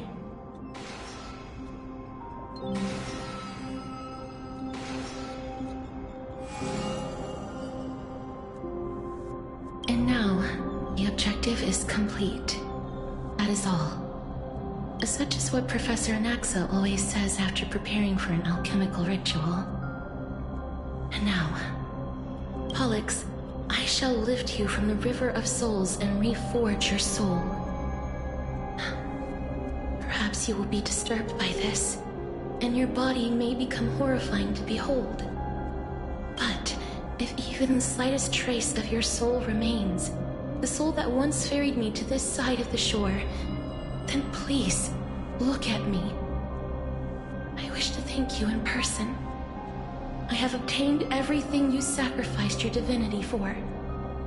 Lady Almanette. Did she recognize you? Oh, she must be the first soul we can communicate with here, right? I'm afraid she is just another spirit trapped here, like the rest of them. The only difference is that I was there when she died. Please, go on. I'm listening. Are you about to tell the story of Styxia? Yes. You're just as smart as I imagined, but... never mind. Now's not about the time. There's no need to worry, Elder. Take a look around you. You're already at the resting place of the dead. The world of the dead? But how? I understand that you chose to remain silent about the story to protect Castorus, the girl who coexists with death. But you no longer need to hide that story. I can assure you that you have protected that girl's life well. Oh. Well, in that case, let me begin. Styxia, the pearl of the ocean, plagued by unwarranted calamity and ravaged by death in the fairy tale. It was the first city-state to shift their faith towards death, even before Idonia did. From where you stand now, I suppose that's a bit hard to believe. Right? Indeed. I cannot imagine that those from the Era Chrysia, blessed with eternal life, could ever yearn for death. I have pondered the same question, child. But I am afraid there is no clear answer to it. Journeys and epics are only glorious and magnificent because all things eventually fade to dust. That's how someone once explained to me why death is necessary to the world. But I still can't take that as the final answer. Would a world without journeys and epics be worse off? I take it the one who spoke this line was a general, or perhaps a warrior. I, however, did find some inspiration in these words. Would you like to hear my thoughts, Castorus? Please enlighten me, Lady Amunet. Though I have already made up my mind on how to handle the authority and core flame of death, your words might truly guide me toward the path forward. You and I are neither warriors nor generals. Therefore, journeys and epics cannot truly resonate with us. But what if I reframe it like this? What if love is not a trait bestowed upon mortals by Nestia, but a blessing from death? Love. No one ever invented the word cherish in the era when life was eternal.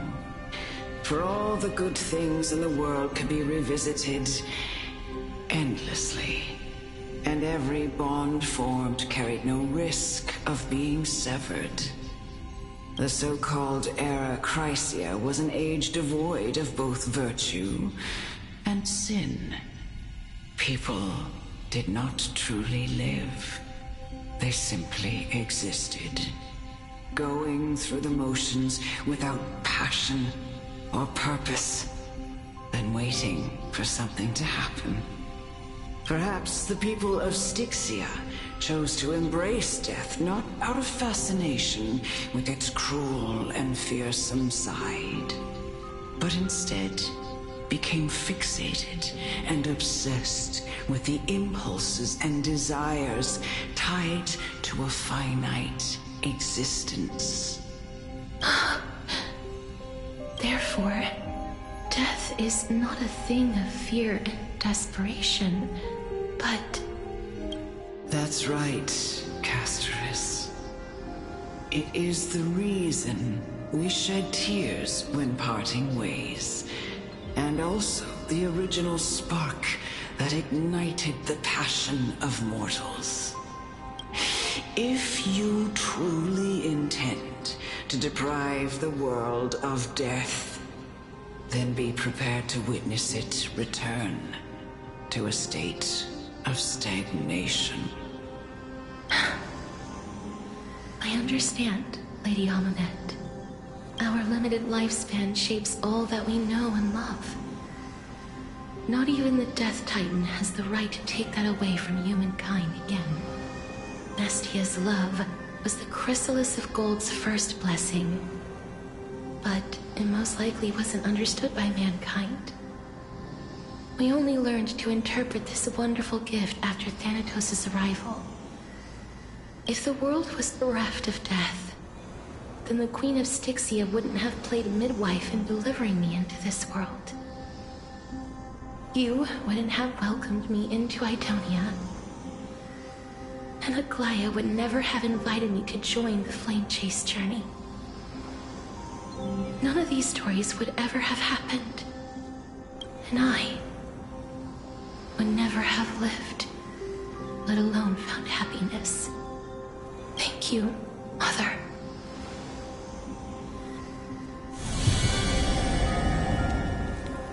I will use all the love I've experienced in this long life to complete the final miracle.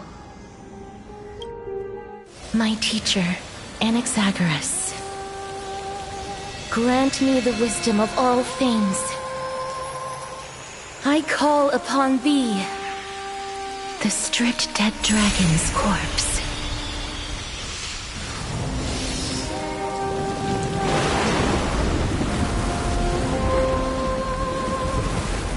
Rises from the earth, falls from the sky.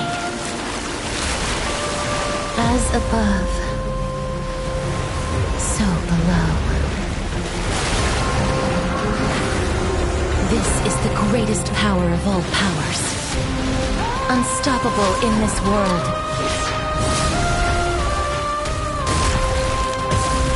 The great work that commands all death. I shall grant you embrace.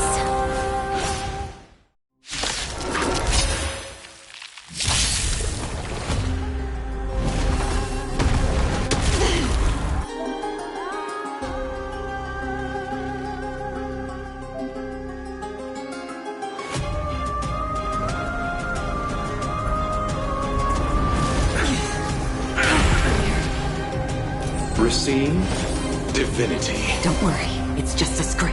Is the girl who once saved my life truly gone? Or will you show yourself again, once we eradicate this hatred and regret?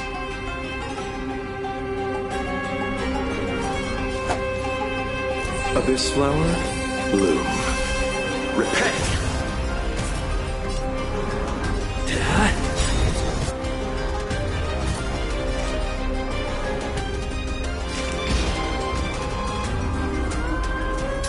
For oblivion. Can I have fun this time?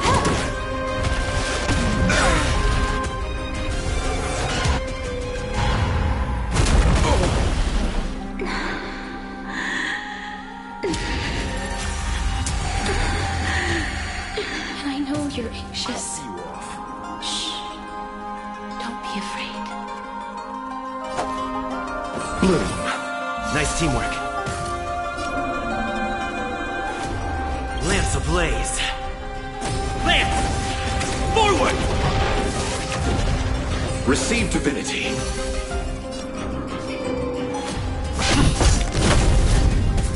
Another journey begins. Still waters of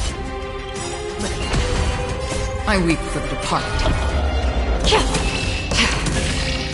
It too shall fall.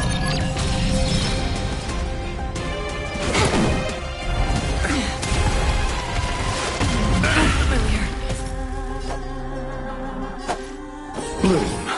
Don't worry, it's just a scrape.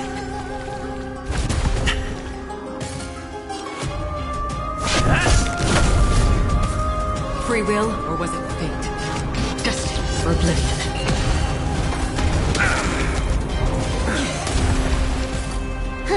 More enemies. Eternal sleep is not the end. The Dead return!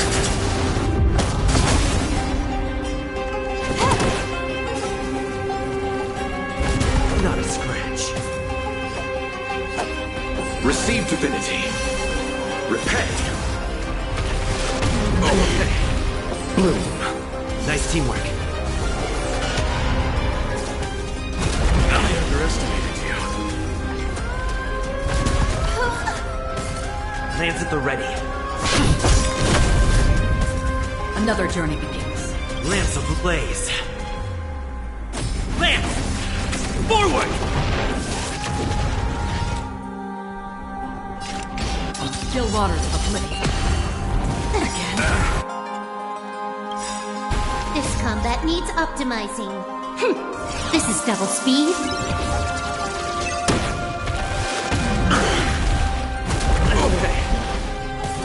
You chose the wrong enemy. Can I have fun this time?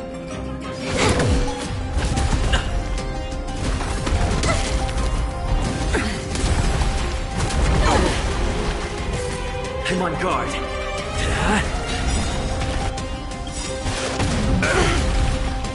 I weep for the departed. It too shall fall. Free will, or was it fate? Destined for oblivion. There's no room to weep in grief. I will grant you peace.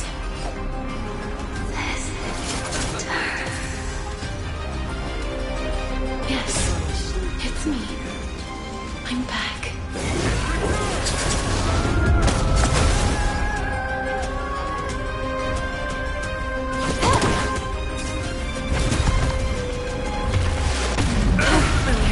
Bloom.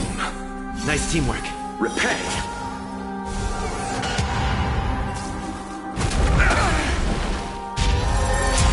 Be careful. They may be moving by instinct, but there is fury welling up within them. Hit! Lance ablaze. Lance! Forward! Another journey begins. Still waters of oblivion. I'll see you off.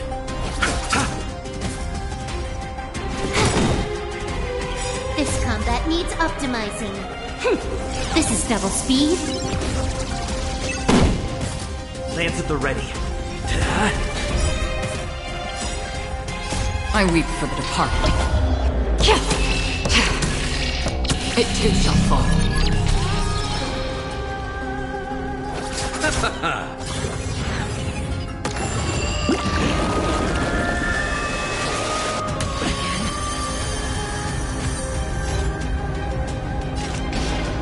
Destined for oblivion.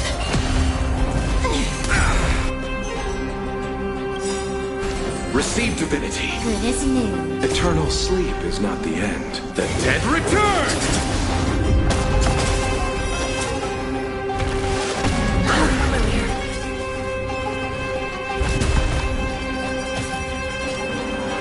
Hit! More energy.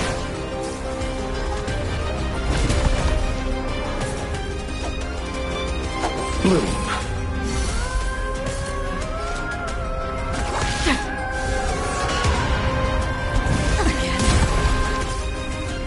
I underestimated you.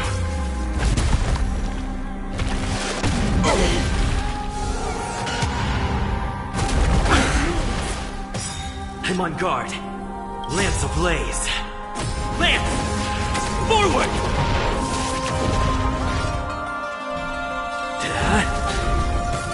You chose the wrong enemy. Can I have fun this time? Still waters of oblivion. I weep for the departed. It too shall fall.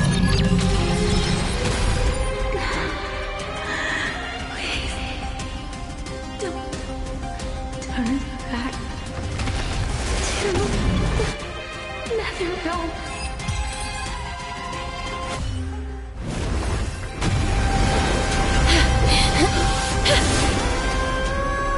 Oh, death.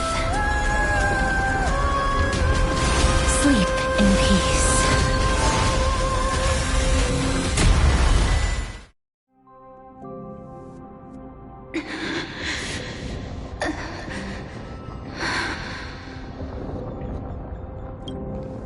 I'm sorry I have to wake you up from ancient death.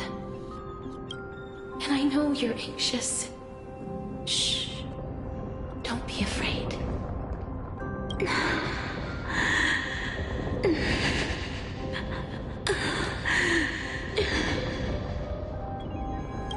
Do you remember me?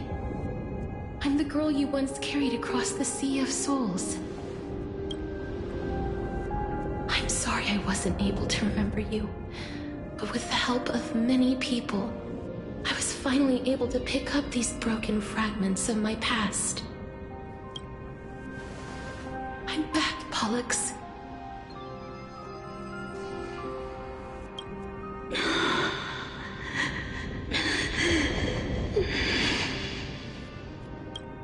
I know this might not be what you wanted.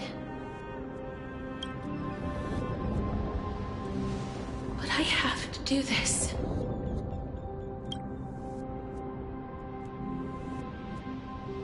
So please, carry me across the Sea of Souls again and return me to the Netherrealm, just like you did in the past. Please take me to where the core flame of death rests.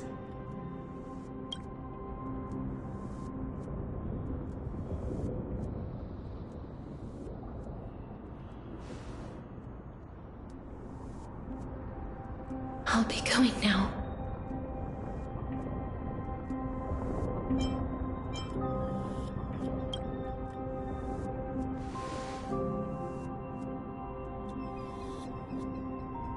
They may look scary, but as long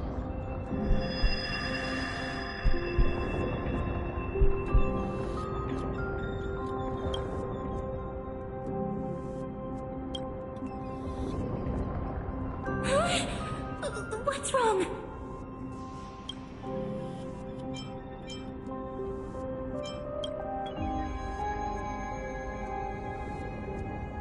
Are you...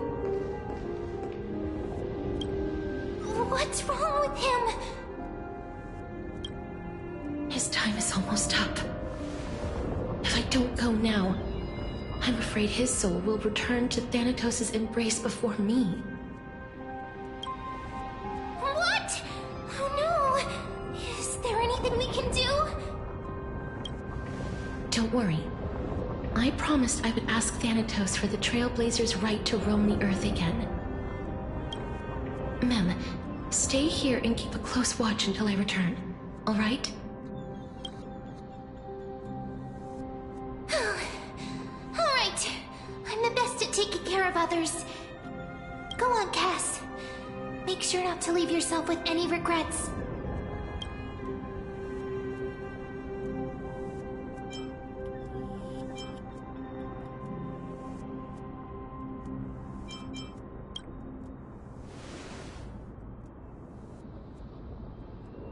It's a deal then.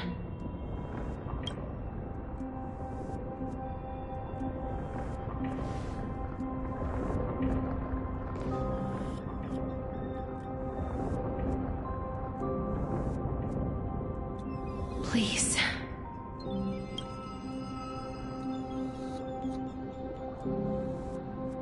Wait for me.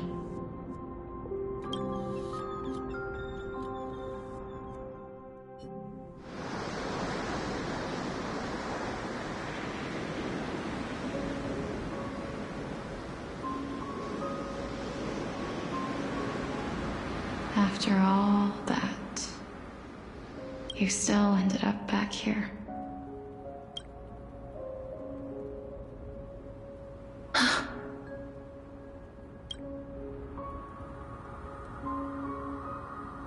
So the legends were true.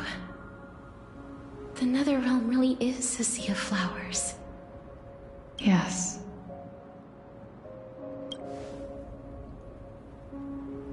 Just like the flower fields we tended to back then. Is that you, Plixia? Do you remember me? I don't have the memories from that time, but I've seen you before during an experiment. I see. Call me Thanatos, then. It'll be easier. However, since you recognize the name, you must already know everything about Thanatos, right?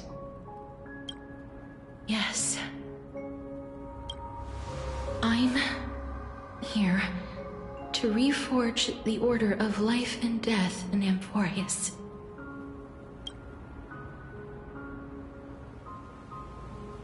You know, my sister was a sympathetic, but rather sensitive person. Whenever she didn't want to say what was on her mind, she would avoid eye contact and look off into the distance. Just like what you are doing now. Can you tell me about the last Era Nova? What did you do, Polixia?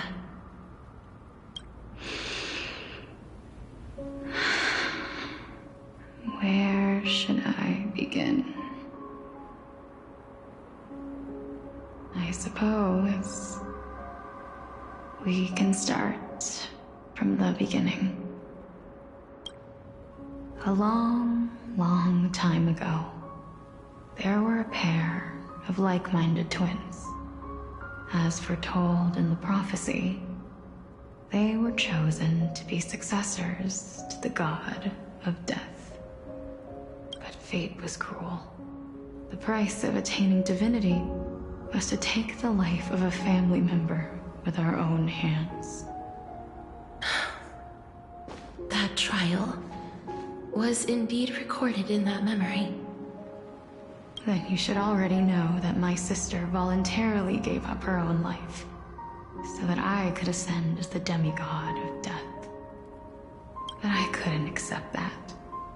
Why did we have to kill each other for a future she'd never see herself? That's not fair.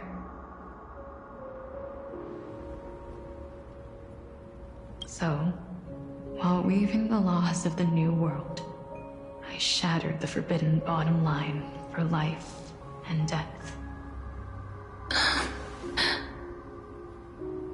I reshaped my sister's soul and took the form of the great dragon Pollux to carry her up the River of Souls and back into the mortal realm.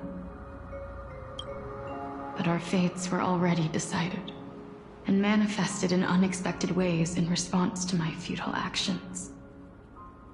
Aging is an unbreakable law of nature laid upon humankind, created at the same time as death.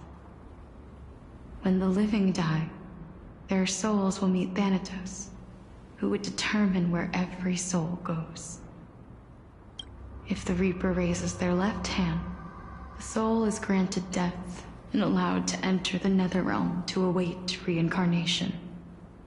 If they raise their right hand, the soul is rejected by the Netherrealm and returned to the mortal realm to continue walking the earth.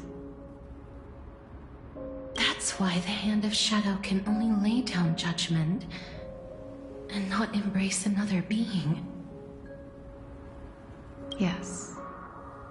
Death was originally a pair of hands, but they were split in twain when we reached the mortal realm, never to touch each other ever again. The half of Thanatos that represents life, the undying human who grants death, that was the curse I forced upon you. Then, what about you? As the half of Thanatos representing death, I shoulder the fate of defying death. I died the moment I entered the world of the living. From then on, High Titan also no longer existed in this world. The cycle of life and death stopped. Souls were denied their audience with death, and were left stranded within an ever-rising river of the dead. irony. My selfish desire to save your life gave you and the world a fate far worse than death instead. Then, what was left of my reason was left behind in the Netherrealm, where I've been taking care of these flowers day after day, until there is now a sea of them, all while mulling over the subject of life, death, parting, and enduring an endless loneliness.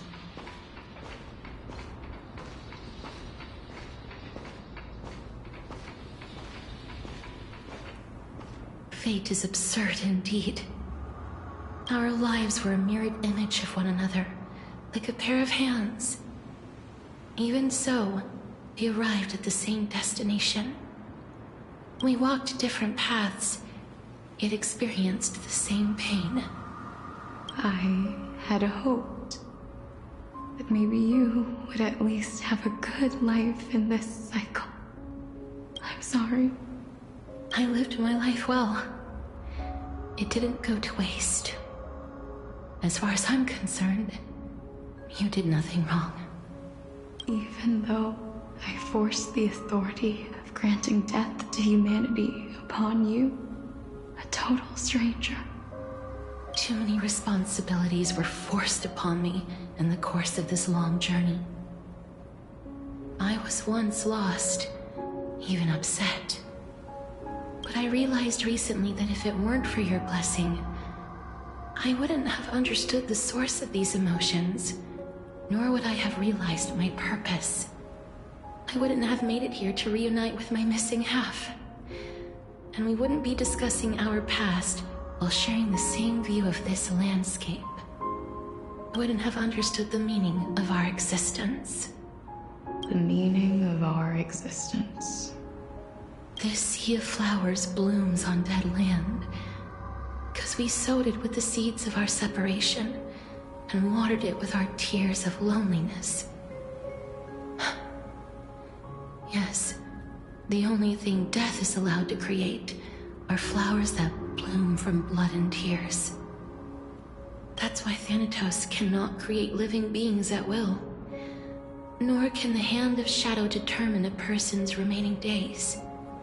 Because the life and death of mortals should never be dictated by another's will. Are you saying there's no point in Thanatos' existence? No. No single being can bear the scales of life and death on their own. Not even a god. Life and death weigh equally heavy. We both know that now, don't we? You, too, must have had a difficult life. We've taken quite the ridiculous journey together, haven't we? I had a feeling, even back then, that we would meet again one day. Not to embrace one another after a long separation, but to come in search of retribution. Tell me the answer that's already been written, and let us draw this seemingly endless fate to a close.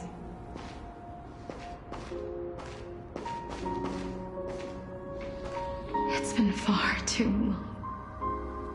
I've waited here for centuries, watching day after day as desperate spirits are denied by this lonely wasteland. I always hoped I would see you among them, but I was also afraid of seeing you. I didn't know how I could possibly face you again, but more than anything, I was afraid that you might have forgotten all about me. I know. But don't you see, Polixia? I made it back anyway. You don't have to shoulder death's authority on your own anymore. It was always meant to be held in two hands anyway. So, let's give our core flame to him, and have him take it back to the mortal realm. Give humanity back their cycle of life and death. Our responsibility as Thanatos was never about picking out favorite souls. We were only meant to watch over life. Let's tend the field together, and create a warm sea of flowers for all the souls to come.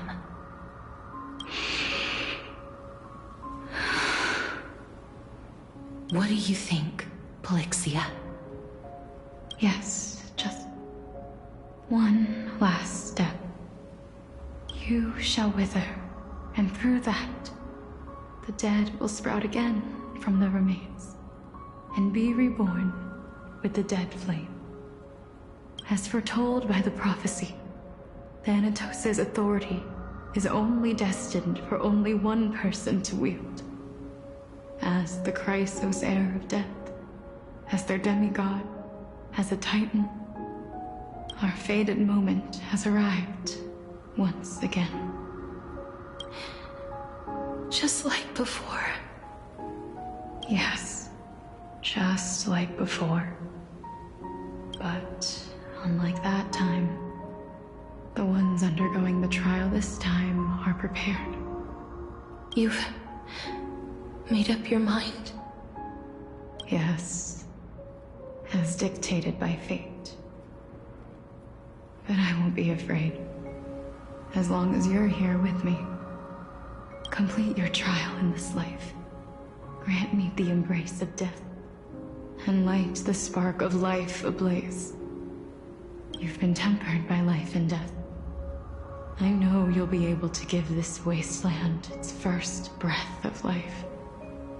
Like a raven butterfly, flying swiftly into the netherrealm, perching on the twig of death. I will. After this, I will remain permanently in the netherrealm.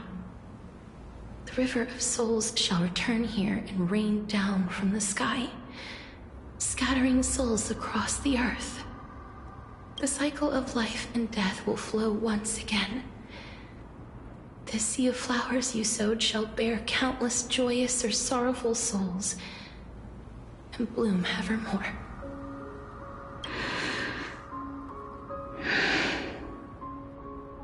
Thank you. Just one last thing. Can you grant me one wish? Of course. What is it? Please, don't forget me. I promise you. When we meet in the next world, even if I have endured another reincarnation, even if we do not know each other's names, I will still hold you tightly in my arms, just like what I did when we were born. Casterus. Casterus. You're as beautiful as a fleeting butterfly.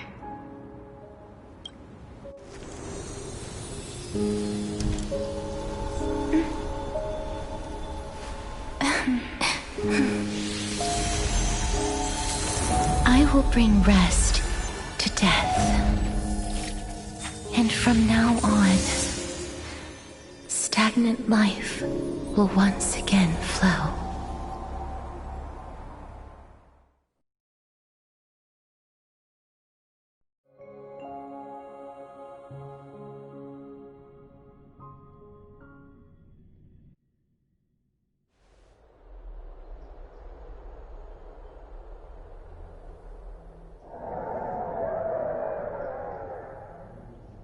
Time flies.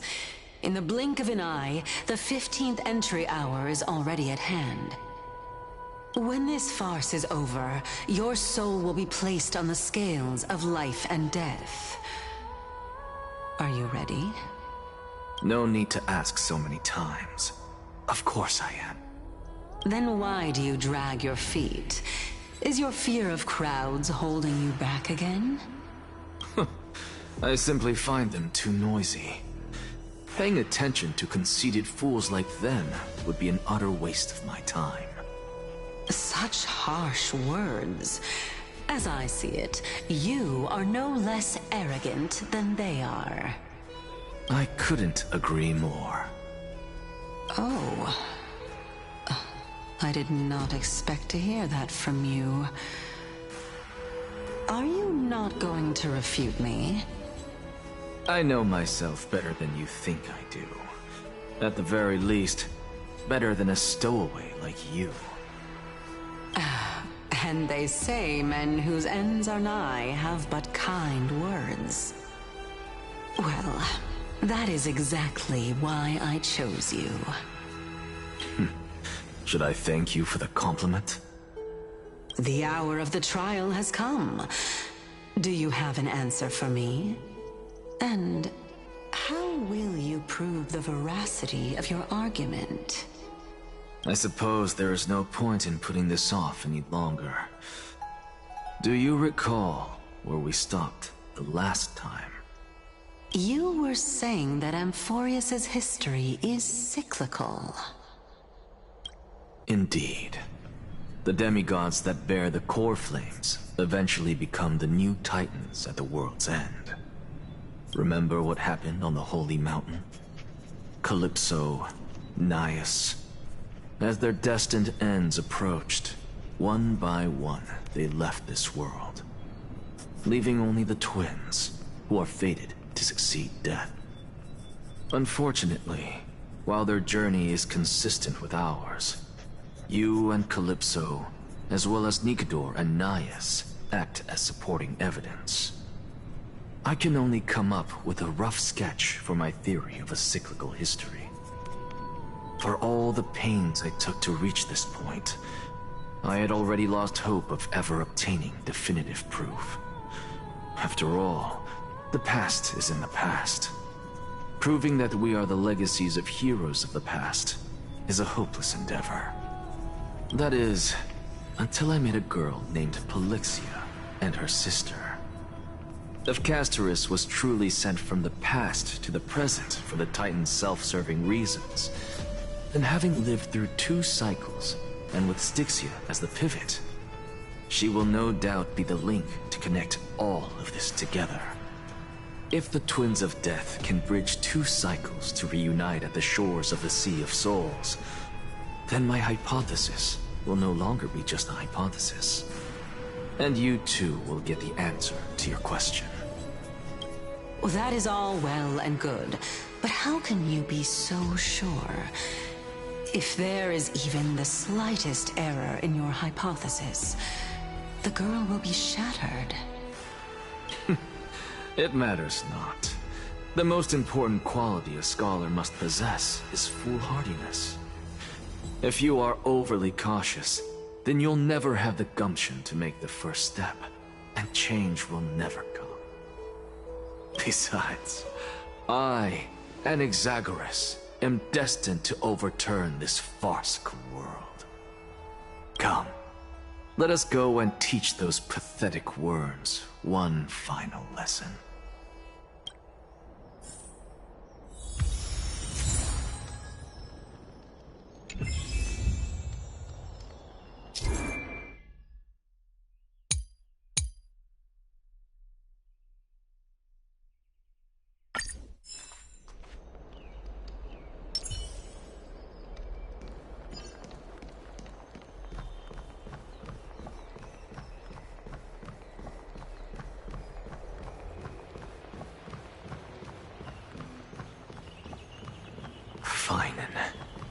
So they are leaving the final debate to him.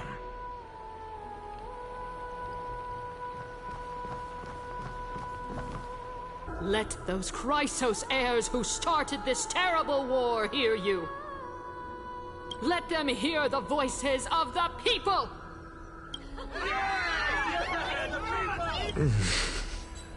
As always, that woman knows how to stir up a crowd.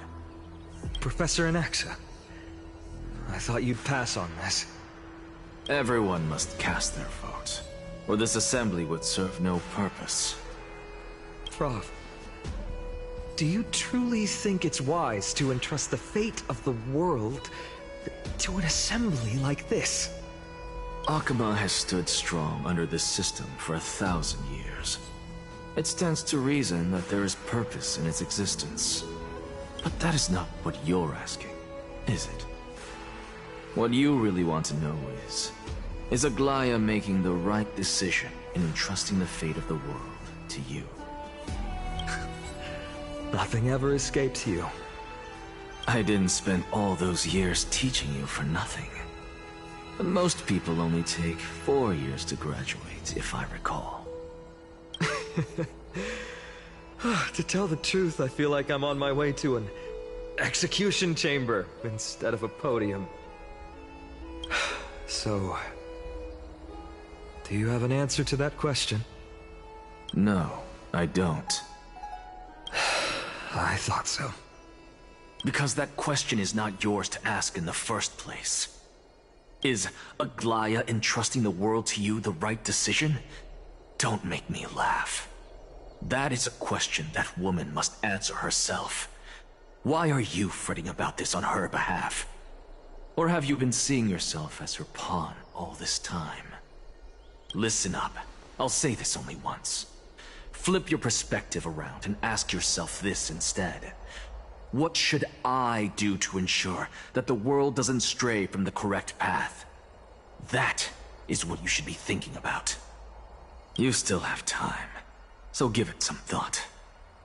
Oh, and don't bother telling me the answer. Tell it to those begging for salvation from the gods.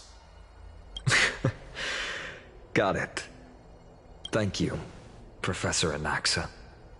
That's Anaxagoras to you. Who will you be voting for? That'll depend on how well you perform. May Circe safeguard your thoughts.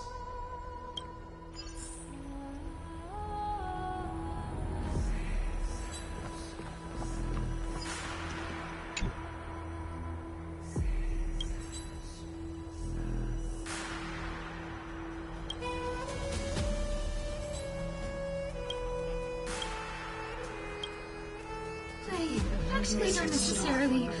Elders and citizens, silence, if you please.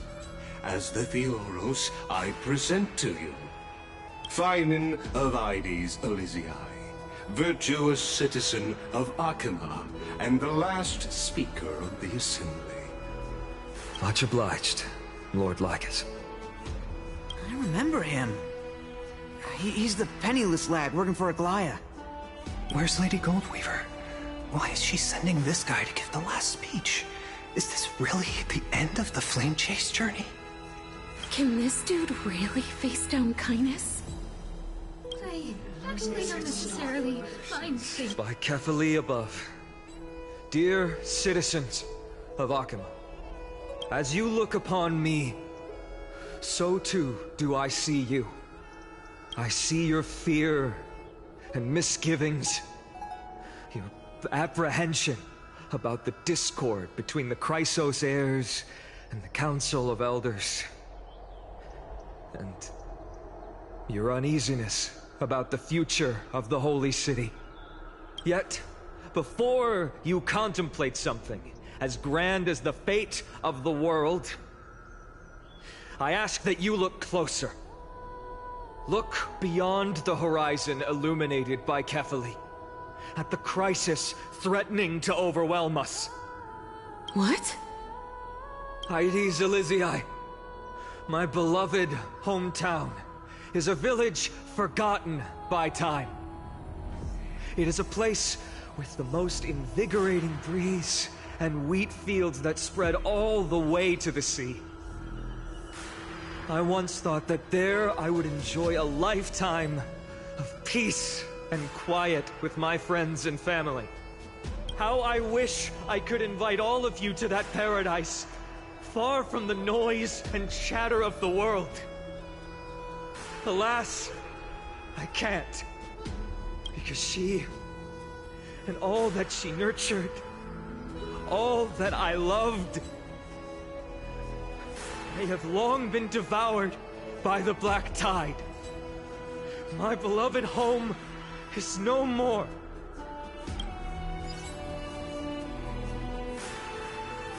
I will never forget the day the black tide struck. My father, Hieronymus, fought with a broken sword to his last breath to protect his child. My mother, Aldada, she was ripped apart by monsters. Also, I might live to stand before you here and now. Galba, he was a hunter. But in the end, those arms that once drew a bow instead embraced Piso, his beloved son, as they both breathed their last. Pythias, the teacher, risked her life to save her students, but a burning beam fell on her, crushing her. And what of Livia, her daughter? Did she make it out alive? No, she didn't. Livia, Piso, and so many other children. My childhood friends. They were all swallowed by the black tide and turned into monsters. They kept saying the same thing over and over. Even up until the final moment, I finally steeled my heart and granted them eternal peace with my sword. Why, Finan? Aren't we the best of friends?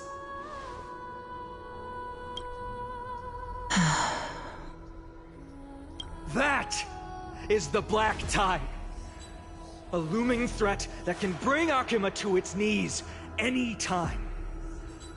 Kindness may have promised that with the 3 Titans of Calamity Con, Akuma will return to an era Chrysia once more, but much as it pains me, I must disappoint you. While the demigod of strife has done everything in his power to hold them back, they are still coming. By now, the name of that black-robed swordmaster, the Flame Reaper, has likely echoed throughout the city already. The roaring thunder is a message from the strife demigod. The Flame Reaper has risen from death, and they hunger for the core flames of the gods.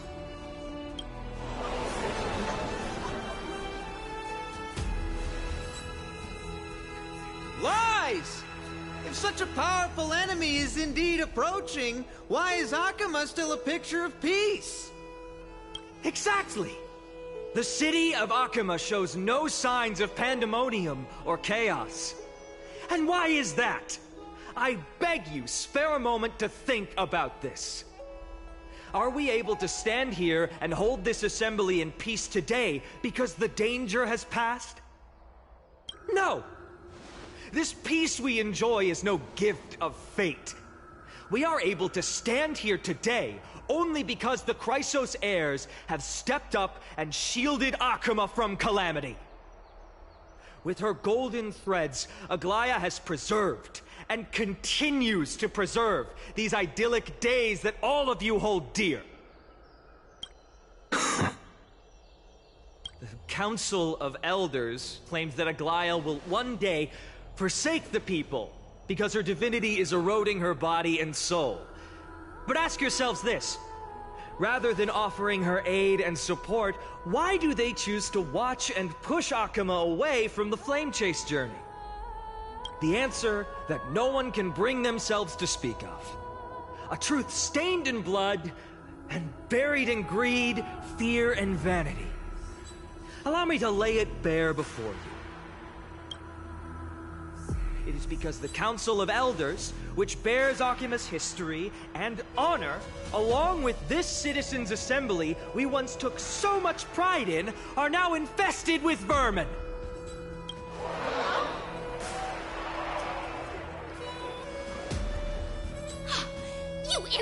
whelp! How dare you! It is true that Aglaya has reached her limit. Why? Because she has been working tirelessly to weave the defenses of our holy city against the encroaching evil. All while these vermin are making up baseless accusations about her and scheming in the shadows. Not once has she ever failed Akuma.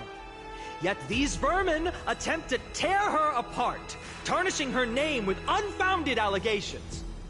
She may have been blessed by divinity, but hasn't her heart always stayed true to humanity? They attempt to mislead you and reduce this assembly to a crude standoff between gods and humans, but citizens of Akuma. Once more, I implore you to open your eyes and look at those around you. Examine them closely. Beneath all that finery, do you see the good heart of a human or the poisonous glands of a pest? Make your judgment, then turn your gaze to the demigods whom so many of you regard as cold and merciless.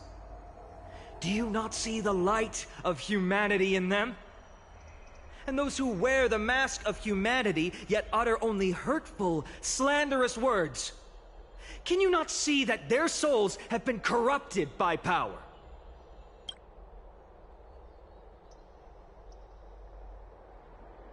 Yet, no matter what your answer is, and no matter who your vote goes to, rest assured that you have nothing to fear. For Aglaya, Tribios, and I will remain your faithful guardians and pledge our lives to upholding your decision. And this vow will stay true until the end of our days, where it will be passed on to future flame chasers. A steadfast and unwavering promise that shall endure through the ages. This place is here. Only our just mine.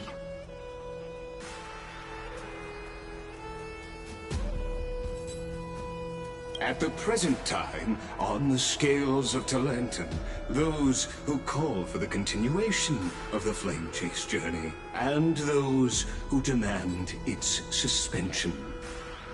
Each faction holds an equal share of votes, resulting in a perfect balance. As expected, this is the moment when the Flame Chase journey is the closest to its end. And now, it's your turn to vote, Lord Anaxagoras. Is there anyone else who hasn't voted? No, you're the last. Cast your vote with care, for your decision will break this impasse. I have long since made a decision. Very well. May you bring much needed change to this farcical world. The last vote. Always the performer.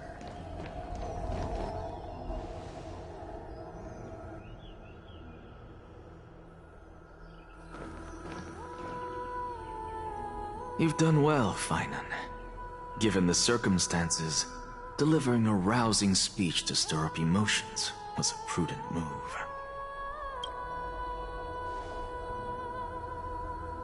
Thank you all for your patience. On behalf of the 7 sages of the Grove of Epiphany and the scholars of Amphorius, I, Anaxagoras, am ready to cast my vote. But before that, in the interest of fairness, Lady Goldweaver, I pose a question to you before all who are gathered here. Will you, as Finan has promised, stand by the decision made in the Assembly, regardless of outcome? In the interests of fairness, I make no promises, lest it should influence your decision. Very well. I thank you for your honesty.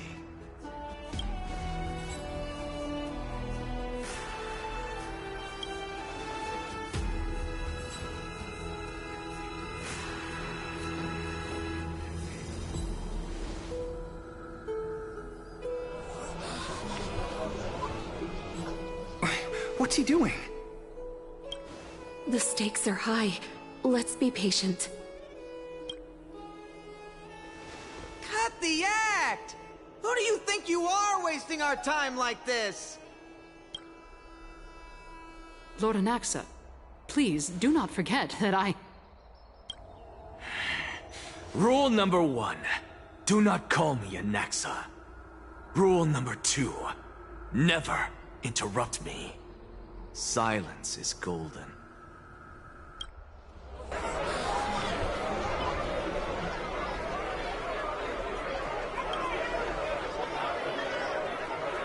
Just vote already. What are you waiting for? Vote. Cast your vote.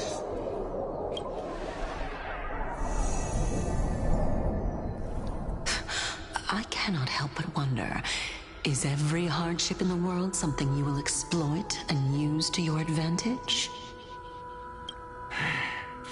How else am I supposed to make use of this situation where my body and soul are separated?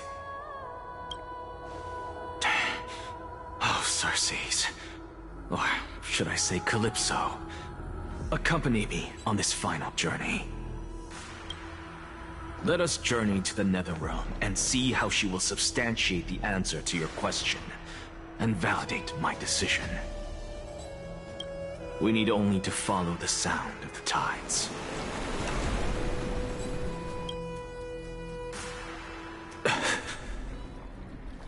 You are...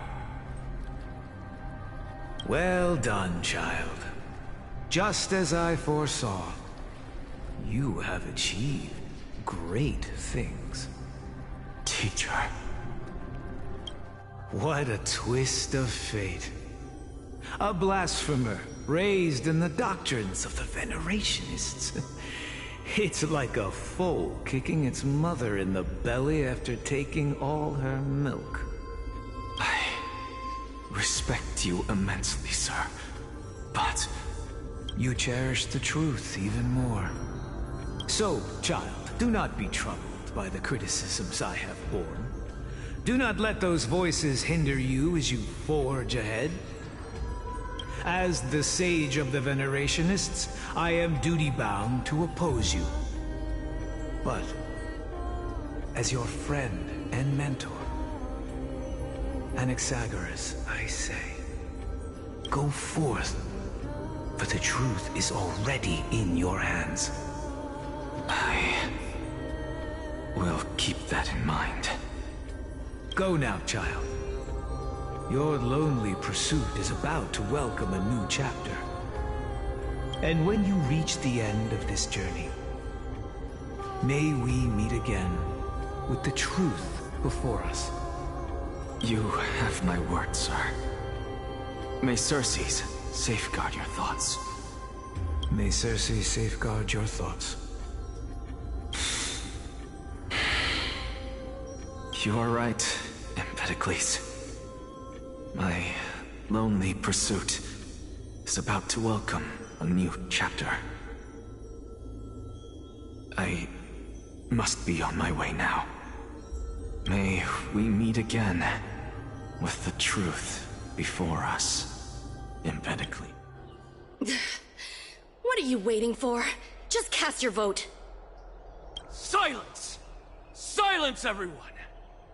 Behold, Circes. Here at the center of the world, I shall write the final step of my proof. For this place is but one step away from the truth.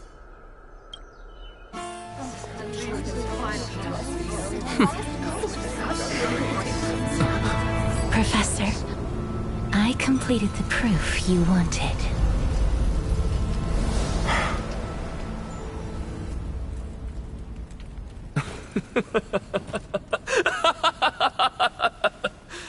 Thank you, Castorus.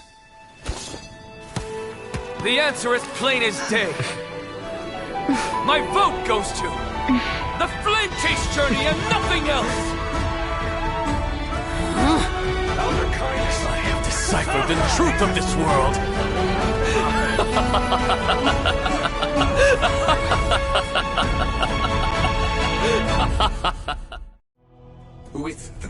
shattered. The result is clear. Buy carefully and to Lenten above, as the Theoros I have observed. No! Lygus, you can't! Onyxa, what have you done? Have you lost your mind?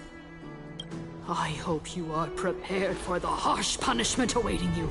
Mark my words, I will make sure that clever head of yours never forgets the price of betrayal!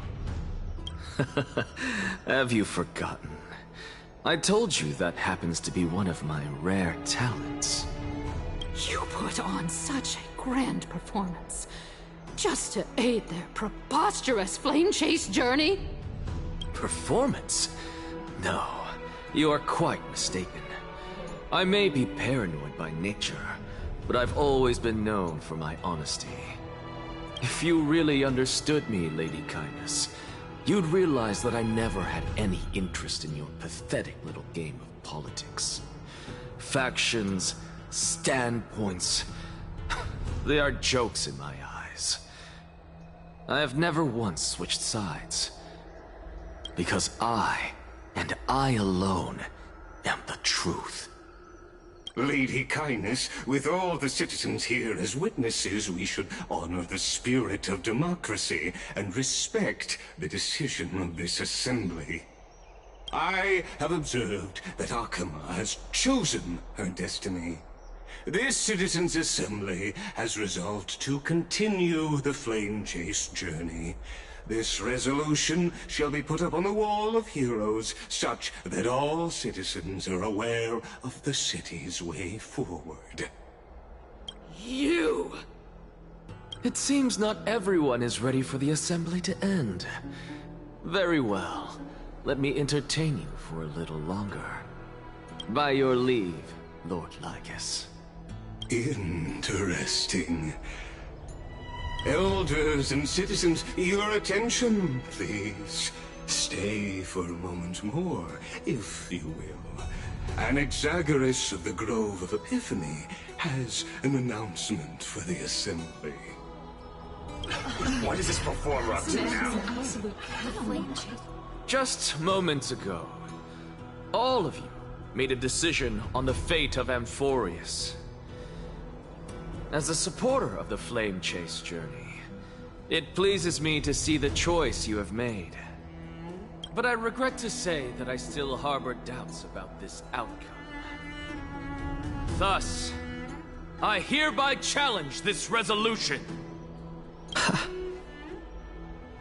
Tell me, who among you dare swear to Kefali's name that Era Nova will truly welcome the fairy tale ending that the Chrysos heirs have promised?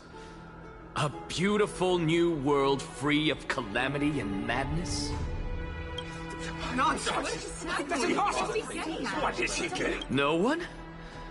Must I pick somebody to answer? Very well. You, the one acting so wise and profound, in front of all present here, do you dare swear that it will happen for sure? No? Fine. Next. You, the one with ignorance written all over your face. Yes, you. Do you dare swear by it in front of the Titan? What are you trying to do? Useless. Your turn, then. With that smug look of yours, you must be confident that the Flame Chase journey is the best course to take, right? Hey! Mind your tongue! So, no one? I see. In that case, fine then. Answer me this. Your speech was filled with such passion just now. How confident, then, are you in making this promise? Professor, what are you doing? Let him continue with his performance.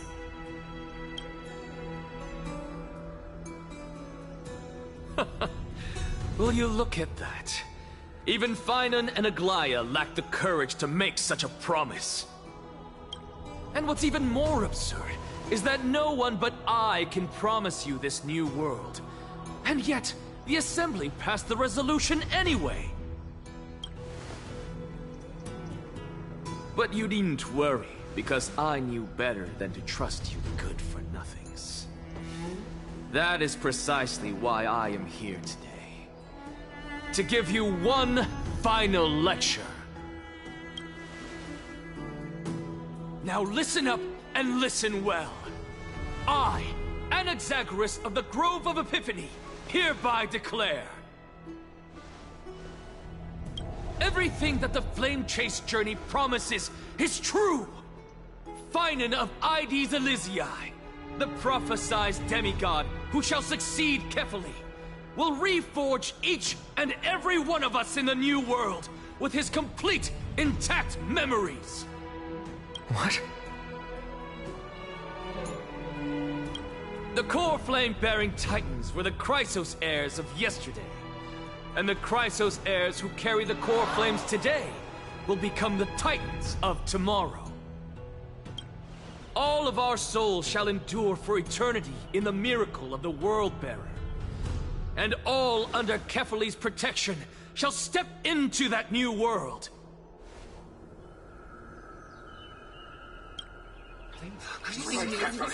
This is your blasphemy! It's impossible. What? Are you saying that we must bow down to you and worship you, even in our next lives? Enough, you blasphemous imbecile! How dare you try to deceive us with all these lies and falsehoods? How can you prove? I told you, don't interrupt me. But since you've asked, I shall be kind and indulge you.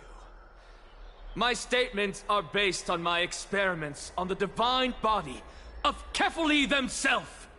You heard me correctly, everyone. With the tacit approval of Kindness and the Council of Elders, I fused my soul with the god through alchemy and learned the truth behind Era Nova. What is he talking about? Isn't that pure blasphemy?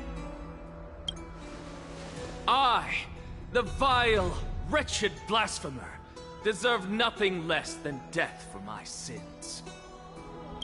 And the Council of Elders, which granted me consent and aided in committing this atrocity, should face punishment alongside me. By the gods, even Kindness has betrayed Akuma. The Kindness. We're carefully afloat.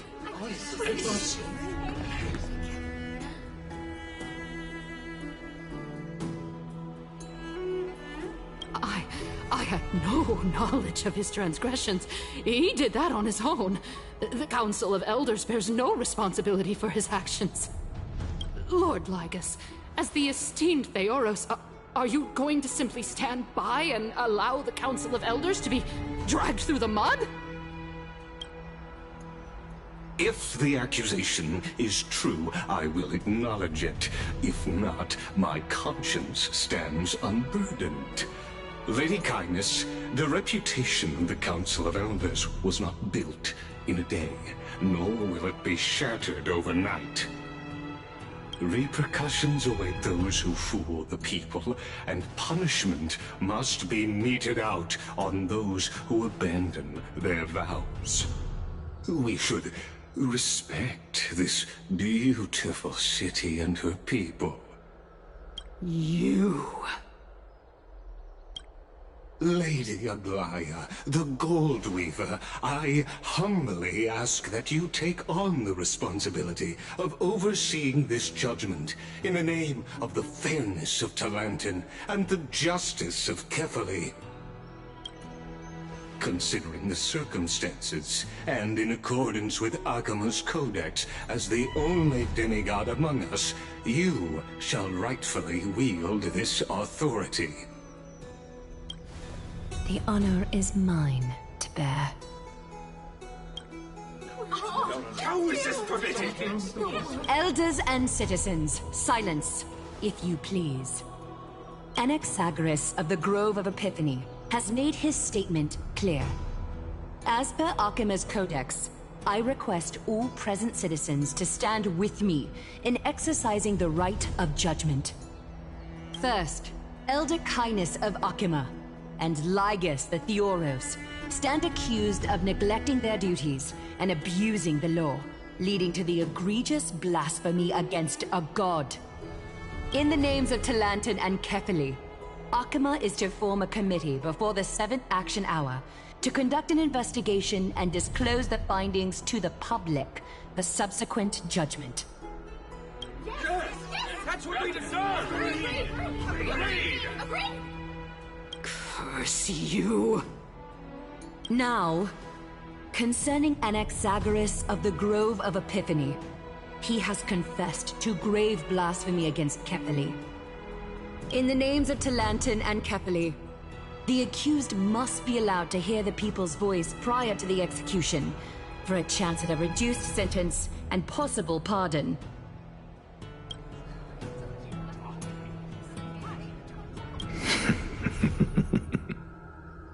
Professor.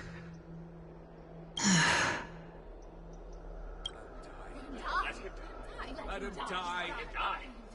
Let him die! Let him die! Let him die! Let him die! Let him die! Let him die! What decision will you make, Lady Goldweaver? Enough with the hesitation, Aglaya. This is not like you. Let him die! Let him die! Let him die! Let him die! Let Then, in light of the people's voice, O Talantan on high, may you bring death upon him.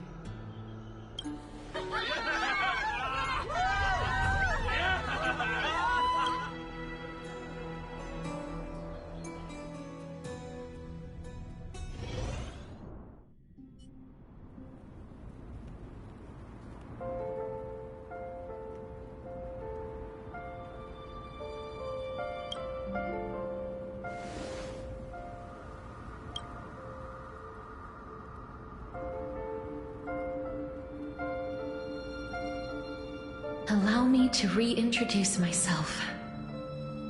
I bore the name of Castris while walking among the mortals. And now, I stand as the demigod of death, the living side of Thanatos. Welcome to my realm, where the west wind ends.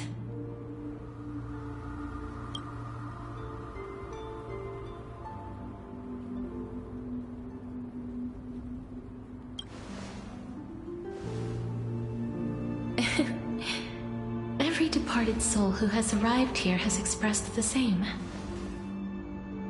Did you know? Every flower here was planted by Thanatos themselves. These flowers were originally both lifeless and immortal, but in the first rain brought by the River of Souls, they were given new life, flourishing as the bearers of countless souls. And it is my duty as the Master of Death to tend to their well-being and foster their growth in this serene haven. Similar to the structured cycle of life and death in the mortal world, these flowers too shall wither and fade, returning to the earth and then ascending to the sky with mist and tides.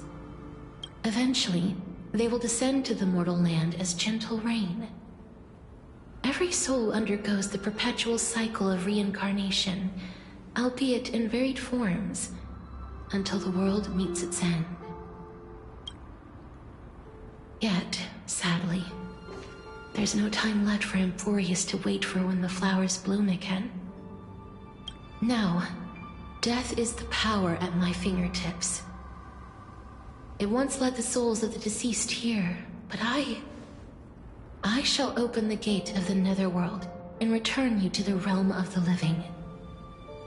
In exchange, please, take the core flame of death with you, and complete the Flame Chase journey. Do not let our work thus far be in vain.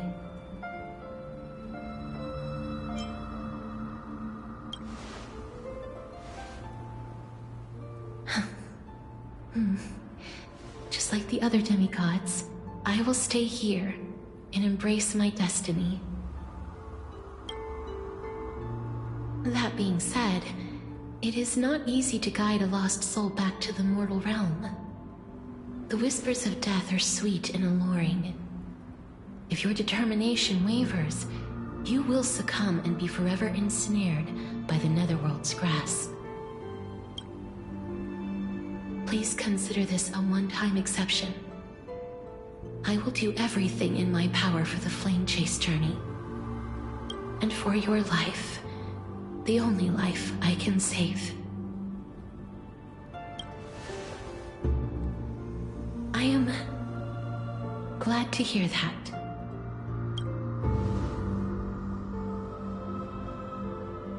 Over here!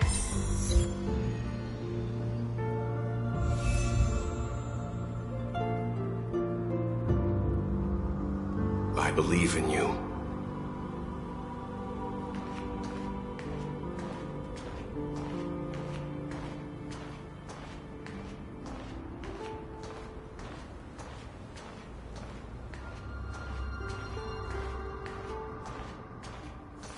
Death is such a sweet joy.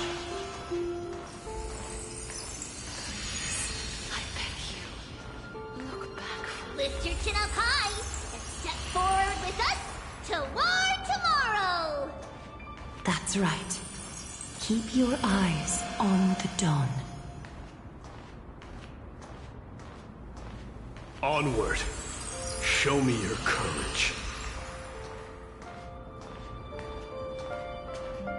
Partner, we shall become heroes together.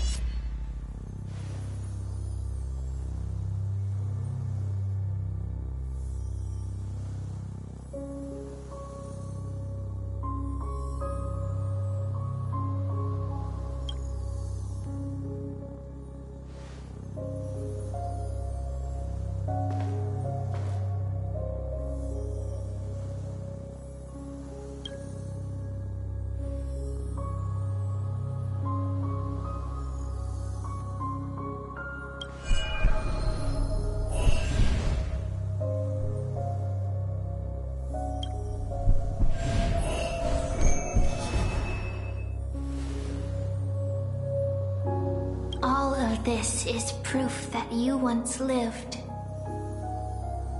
Your soul, your memories, the years you've journeyed through, and the path they revealed, leading you back home. So, continue onward. Do not stop moving forward, and do not let her sacrifice and the support of all who have stood by you be in vain. Over here, friend! Take my hand. Let's go home.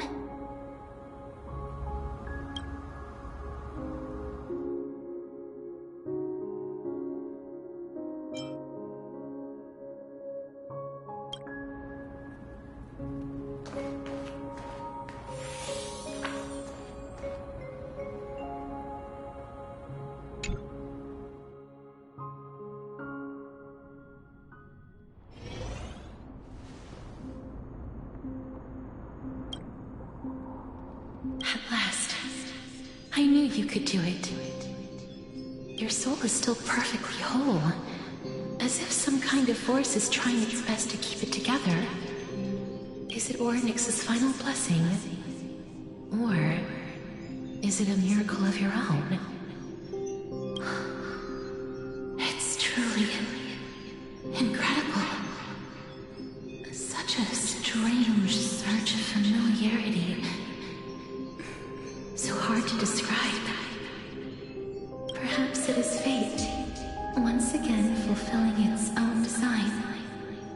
Or perhaps it is the laws from beyond the sky, so familiar to you, that intertwined our fates long ago.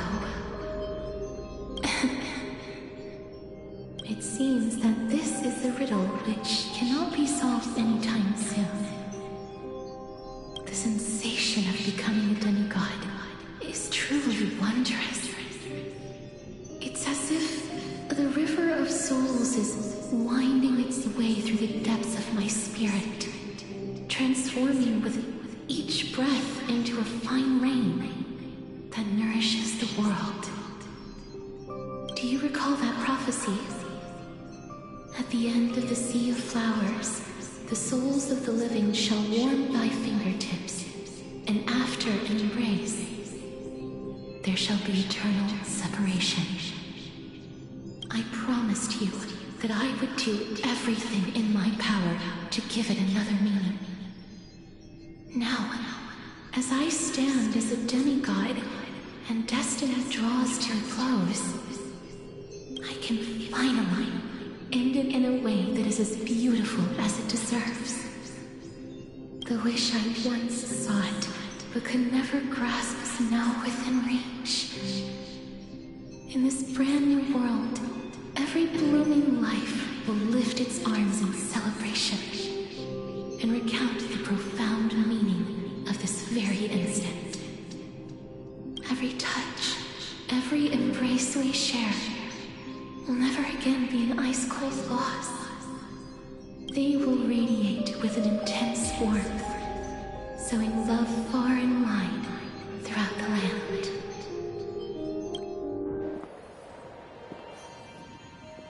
The other shore is very cold.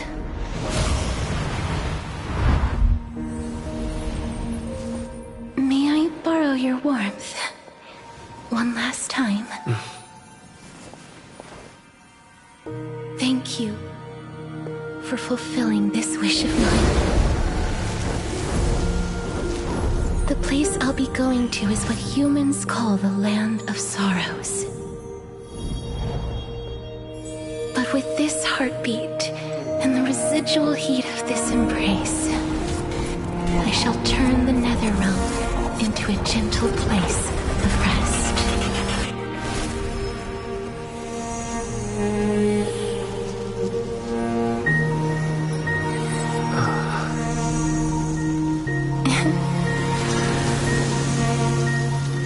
This embrace may be brief, but it's the proof that I once lived.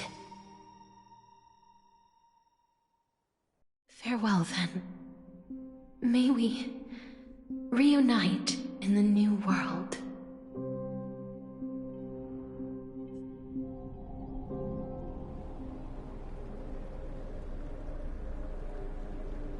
That grand and absurd performance was what you've been seeking your whole life? I gave up everything in search of truth, and it culminated in this very moment. You, on the other hand, performed as I expected. You did not hesitate when you saw the chance to attain power.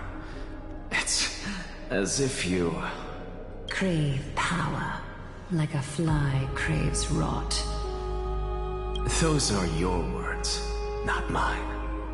But what you said at the end, did you already know what I had planned for Thinen? I may have lost an eye, but my vision's clearer than anyone else. You've nearly exhausted your humanity. You're no different from my current state as a walking corpse. That's true. I've long since burned to ash over the past 1,000 years. Only he is capable of unleashing a raging fire that rivals our final great enemy, Aquila. So, this is our last chance. How about we let go of the bad blood between us? May I resonate with your core flame, Aglaya? Please do. That's impossible. To persist with your soul thinned to such an extent. You're insane. Just as you fight to lug your corpse onward to complete your unfinished goals, I have my own reasons for doing this.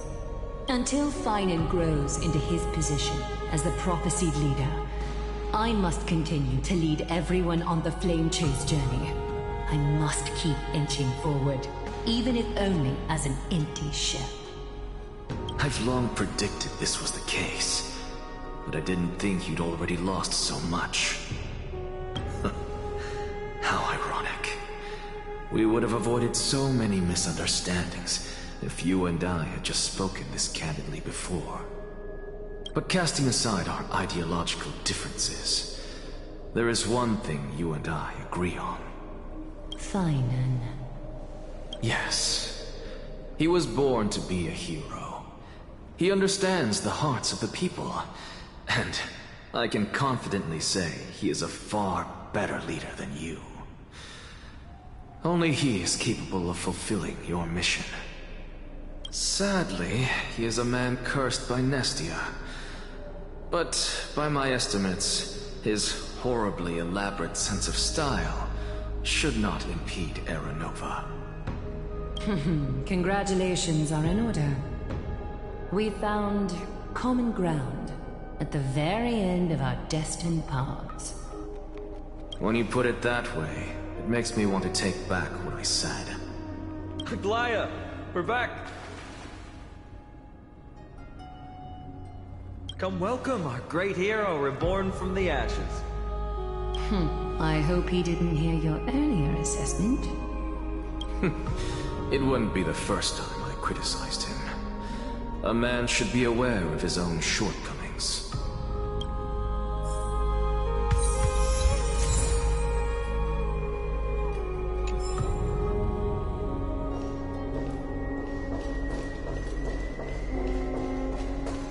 I'm gladdened.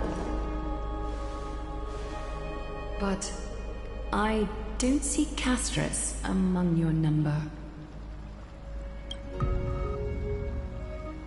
It looks like she not only helped me prove my theory, but helped you fulfill your mission as well.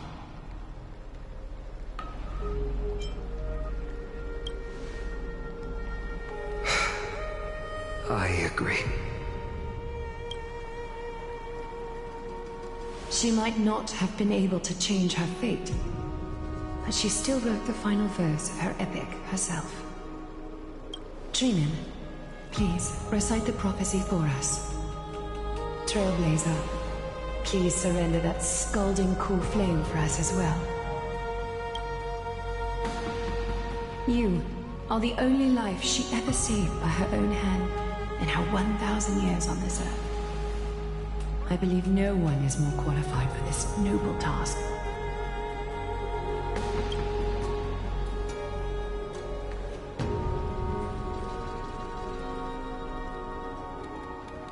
O gods who have returned, and gods who are still watching, today we bring you a soul laid bare.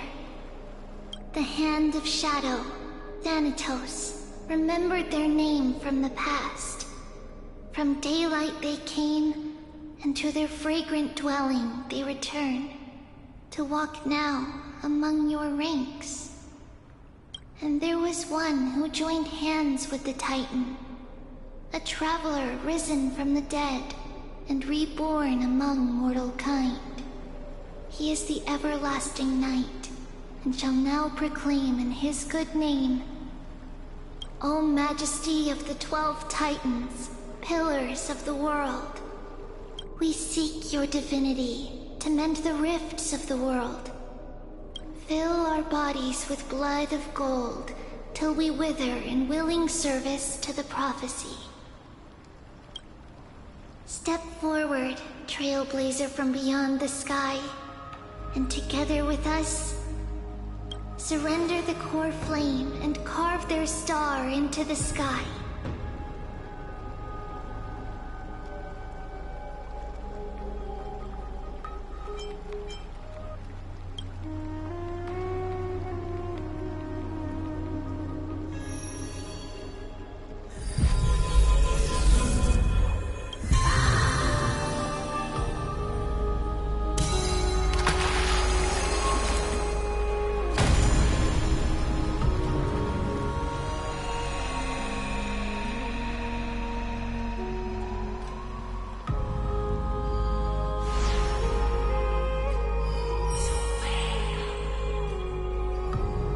Constellation for death. For life and death, to be more precise.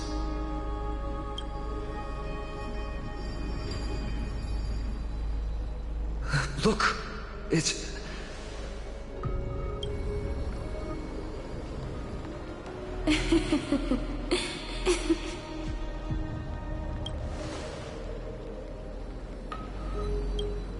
No, it's only a divine echo.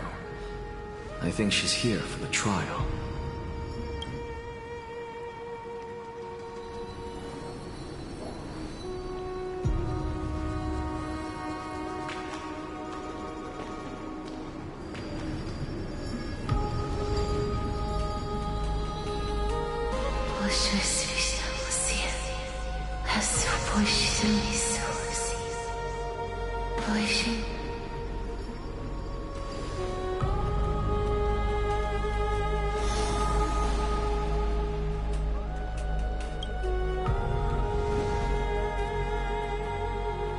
What did she say? That's the language of the Titans. Casterus... No. The Titan. They said... I have illuminated the cold shadow of death. Onwards. For your path to the future is bright and its flame eternal.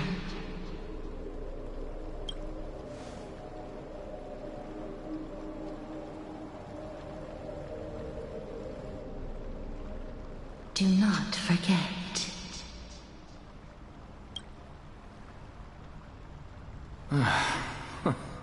She made quite a scene.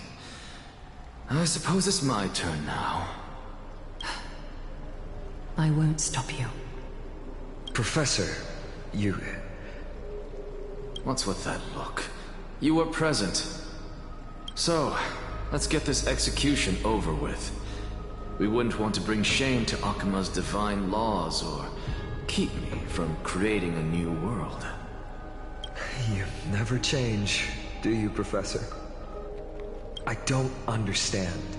If your theory is correct, you'll lose all memories of your past life once you become a Titan. So what's the point of becoming a god? Of course there's a point. Even if I forget who I am, I'll still have my brilliant mind. It goes without saying, I'll find a way to retrieve memories of my past life. Besides, I still have you, don't I? I still don't really understand what you said during the assembly. Even if it were true, things reforged from memory could never be the same as the original anyway. Then allow me to tell you right now that you're wrong. What exactly are we? My answer is that the Chrysos heirs are the future Titans and vice versa. Of course, this answer only applies to us. So, what are we when it comes to regular mortals? The very essence of the world, our souls, are tiny invisible seeds that hold records of each person's memories of the world. And we are the buds that sprout from these seeds to grow into great trees. Is that what new sporism means? Correct. Once our physical bodies are born, we become new extensions of the world. From there, we plant our seeds into someone's memories, and then scatter them into the hearts of countless people in the future. Just as seeds are affected by their environment, so too will our appearances differ across memories. But the partial memories we carry will always be the same, because that is just how the world is. To destroy our very existence, one must destroy the world itself. But we have someone who will still live on with his perfect memory.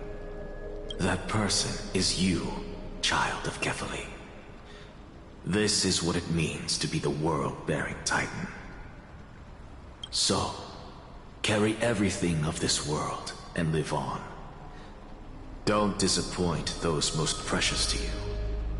Don't disappoint Lady Goldweaver. And especially, don't bring dishonor to my theory. Anaxa, I swear to you, I'll lead everyone to our reunion in the new world. Good. That is all I have to say. Farewell, everyone.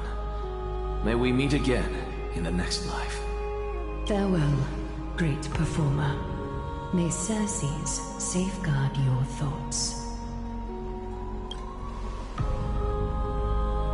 Are you satisfied, Honorable Titan? Very. I hereby swear I have borne witness. Anaxagoras of the New Sporists and the Grove of Epiphany has successfully overcome the trial of reason. Thus, I shall confer upon you these words. You shall transcend the peaks of purity and return to corruption and hardship. Oh, so that's a god's prophecy. It sounds like you just rephrased my past, present, and future. Ah, oh, Circes. Is that all you've got? Well, you've already transcended the peaks of purity, and you were never the type to give me any leeway. That is true. But I do still have one question. I knew it. What is it? Maybe we're thinking of the same thing. As you've so boldly stated, we and the world itself live on through the memories of others. If that is the case, whose memories did the very first new spore sprout from? How should I know?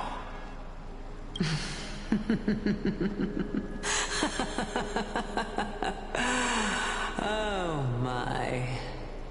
But since we are both equally curious, we should allow the children of humanity who come after us to investigate in our stead.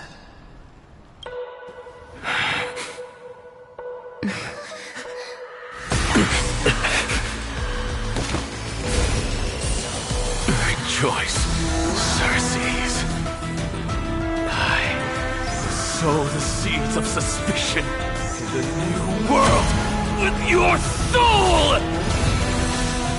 And now, the objective is complete. That is all.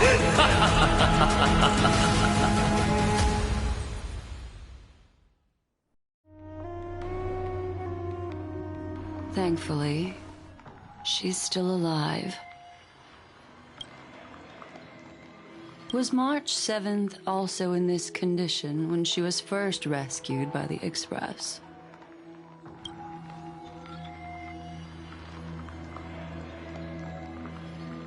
But she still woke up naturally. Looking on the bright side, that might happen this time as well.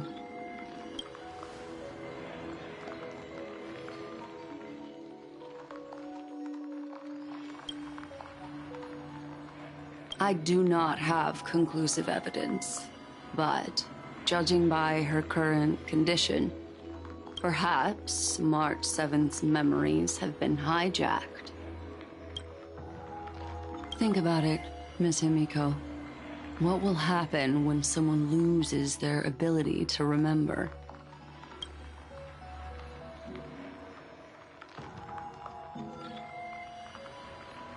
Unfortunately, short-term memory is an entirely different concept from the inability to remember. Perhaps it is difficult for you to imagine, but an individual who has lost their ability to remember turns into nothingness.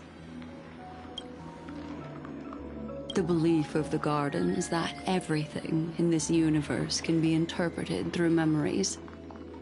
This is the driving force behind the continuance of this path. The past is made up of memoria, while the future is a possibility that will eventually be converted to memoria. But the present, it doesn't really exist, and it's only an abstract expression.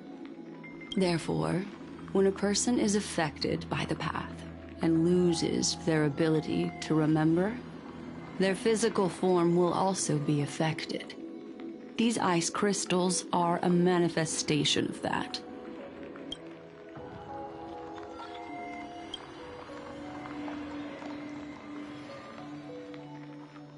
Is Miss Himiko suspicious of me? In other words, now is the time for me to prove my innocence. That's not a problem, of course. The true reason behind my intentions is that Amphorius holds special significance. For some memo keepers of the Garden with extremist views, it is a perfect example. A world that can only be seen through the Garden's mirror means that memo keepers have the right to keep the world in their private collection.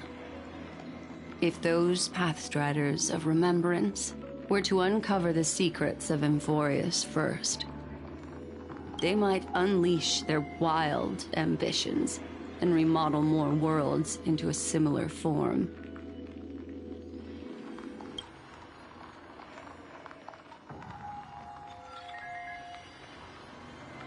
I chose to remain quiet before, because I did not want to involve you in the Garden's internal conflicts.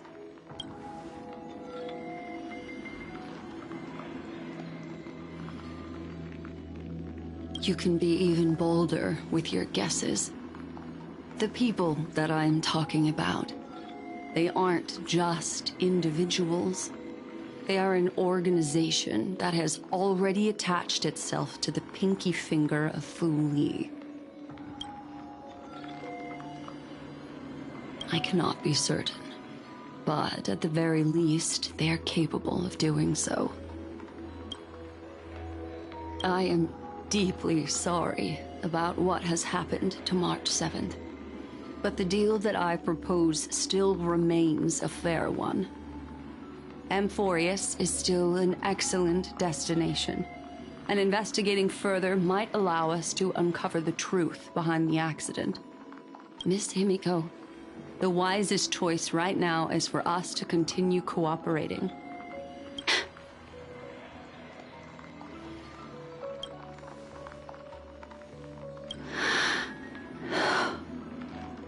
Let me take back a part of what I said just now, Miss Himiko.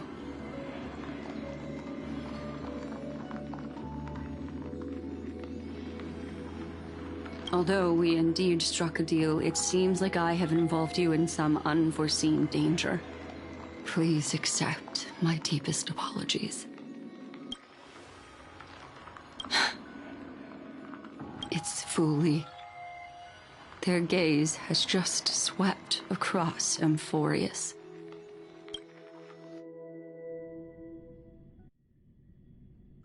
Oh, how interesting. I never expected a mere memo snatcher to be actually hiding so much inside her head. What's even more interesting is that the word Amphorius has appeared in her subconscious. This lady seems to be having fun. Is she usually like this? It's hard to explain. What are you two whispering about? Has it not occurred to you that I can hear everything clearly? Oh, please pardon me, Madam Herta. Would you mind sharing with us what you've discovered? The ones who need help are the Astral Express. You will have to put up with my methods, even if they are rather unconventional.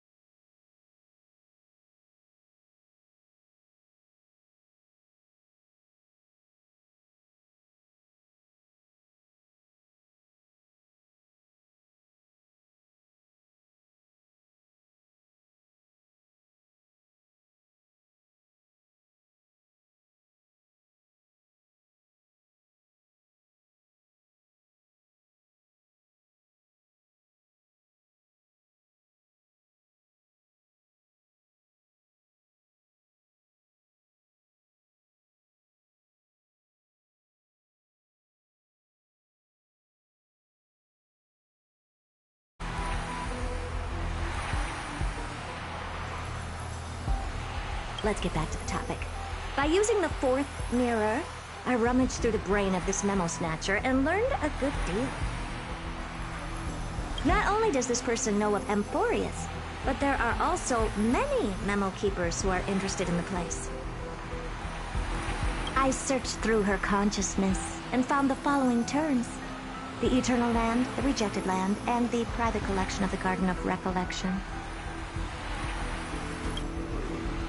It seems like Miss Black Swan is indeed hiding some things from us. Since I'm not able to find any useful clues from the outside, why don't I personally visit this mysterious Amphorius? You're planning to head to Amphorius yourself? Yes, but not in the flesh like you all foolishly did. See these Herta mirrors? With them, I can project my data spirit entity to any corner of the cosmos through spatial warps, without even needing to leave my room. But of course, these corners of the cosmos must be within the coverage zone of inter-astral peace communications. After all, this is collaborative technology. I see. You do seem like the more indoor type. Although that star zone is not within the network of the IPC, the Express itself can serve as a signal station. Come, give me the astral chart coordinates. Then, sit back and enjoy the show.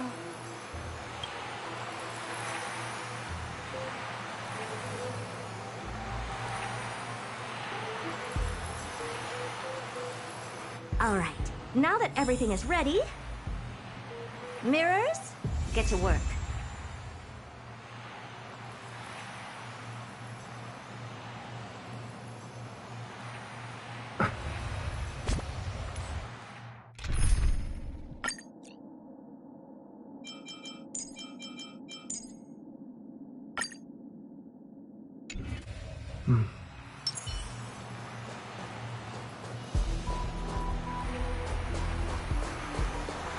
First mirror, input the coordinates. You'll be in charge of the spatial warp.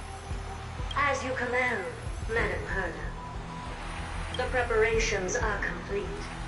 I wish you a pleasant journey ahead.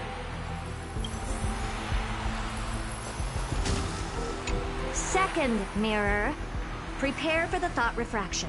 There's still some distance from the astral express to the Amphoria's celestial body. You're in charge of sending me over. This time, raise the power to the maximum. Don't be stingy. Oh, okay. I won't fail the mission, Madam Herta. Third mirror, you're in charge of generating the data spirit entity. I'm happy to help, Madam Herta. What kind of appearance are you planning to use this time? Good question. Let me think. Forget it. Just use my own appearance. There's no one there that'll recognize me anyway. As you wish.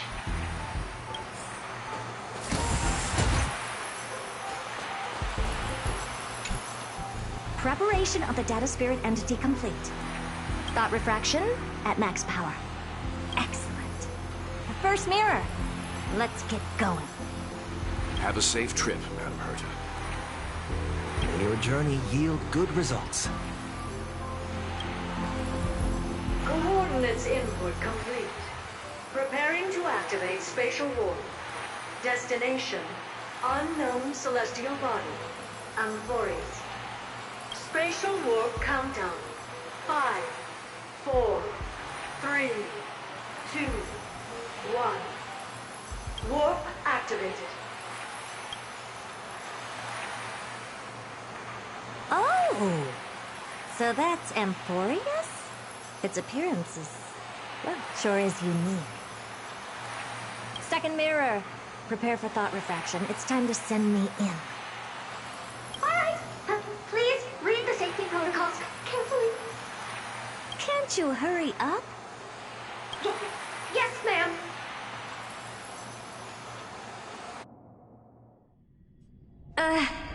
I didn't expect it to be so turbulent. I should have asked the second mirror to use slightly less power. What a magnificent sight! Is this the entrance to Amphorius? Let's see. Perhaps I'll be able to find a way in.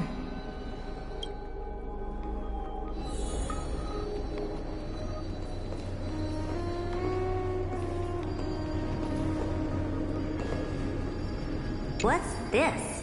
A statue? It's ugly. I don't like it.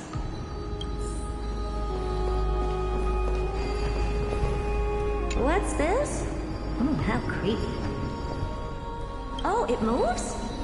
Who are you trying to scare?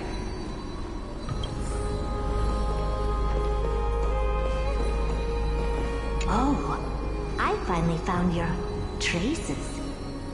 How esteemed must you be for the great Herta to come out personally? When we return, get ready to become free labor for the simulated universe for the rest of your lives. It's either a projection or a fake. There doesn't seem to be much to take note of. Now then, how am I going to get into Amphorius?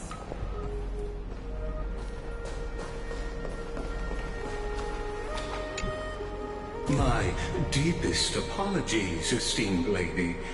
I'm afraid that you cannot proceed further. Who's there?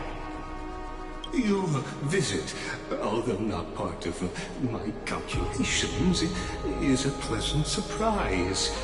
It's a pity that the preparations are not yet in place to receive you with the hospitality that someone of your status deserves.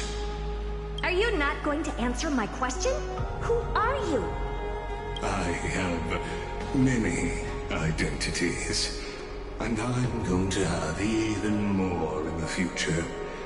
But if you just need a form of address, you can use my common alias, Lycurgus. Lygus. All right, Lygus. But you can't possibly think that I'm just asking for a name, can you? Regrettably, I do not have the authority to share more information. However, standards are always flexible. While not violating the ultimate agreement, I'm able to disclose this piece of information. As you thought, this is the entrance to Amphorius. Now, please, kindly turn back. Amphorius is not a world that you should be involved with, regardless of what kind of magnificent achievements you have accomplished. This place will not open its doors so easily. You seem to understand me very well. Then you should know that I have no reason to listen to you. Your reaction is completely within my calculations. Despite my long years as a Watcher, it seems like my assessment of human nature still remains accurate. From you, I'm able to sense a beautiful desire for knowledge. But my answer remains unchanged. Madam, it is with the utmost goodwill that I suggest you return to where you came from. Let's assume for a second that I'm not so well-mannered, and that I insist on uncovering the secrets hidden behind you, Mr. Lygus. How do you plan to dispel this notion of mine? Within the scope of the ultimate agreement, there are 178,244 logic chains at my disposal to convince you. After filtering through them, I have determined that I only require 3 to attain the results that I desire. Oh? I'm all ears. First, for reasons that cannot be disclosed, Amphorius is a completely isolated celestial body. Apart from me, no one else will be able to help you enter. That's not a good argument. Second, if your plan is, as you've alluded to previously, to force me into cooperating by showing hostility, do know that, just like you, I have basked in the gaze of the erudition. I stake my honor and assure you that in the worst case scenario, our mutual destruction will be inevitable. Oh? No wonder I couldn't find a back door. When I did a scan of our surroundings, the safety protocols on you are comparable to Screwy's. How interesting. I assume that you still wish to hear the third logic chain? Of course. Why wouldn't I? Third, even if you exhaust all your means and find a way to break through, you will surely give up once you understand the consequences of your actions. After all, throughout your long life, as much as you'd hate to admit, your conscience has played a crucial role. What a brazen robot. You think that you can actually understand me through your paltry calculations? But since you put it that way, why don't you tell me what these consequences will be? It concerns the third path that is entangled with Amphorius. A path that you and your friends still very much lack understanding of. The destruction. So, if you ignore my warnings and persist in your ways, you will break the shackles of a Lord Ravager. And when that happens, their fury will engulf the cosmos.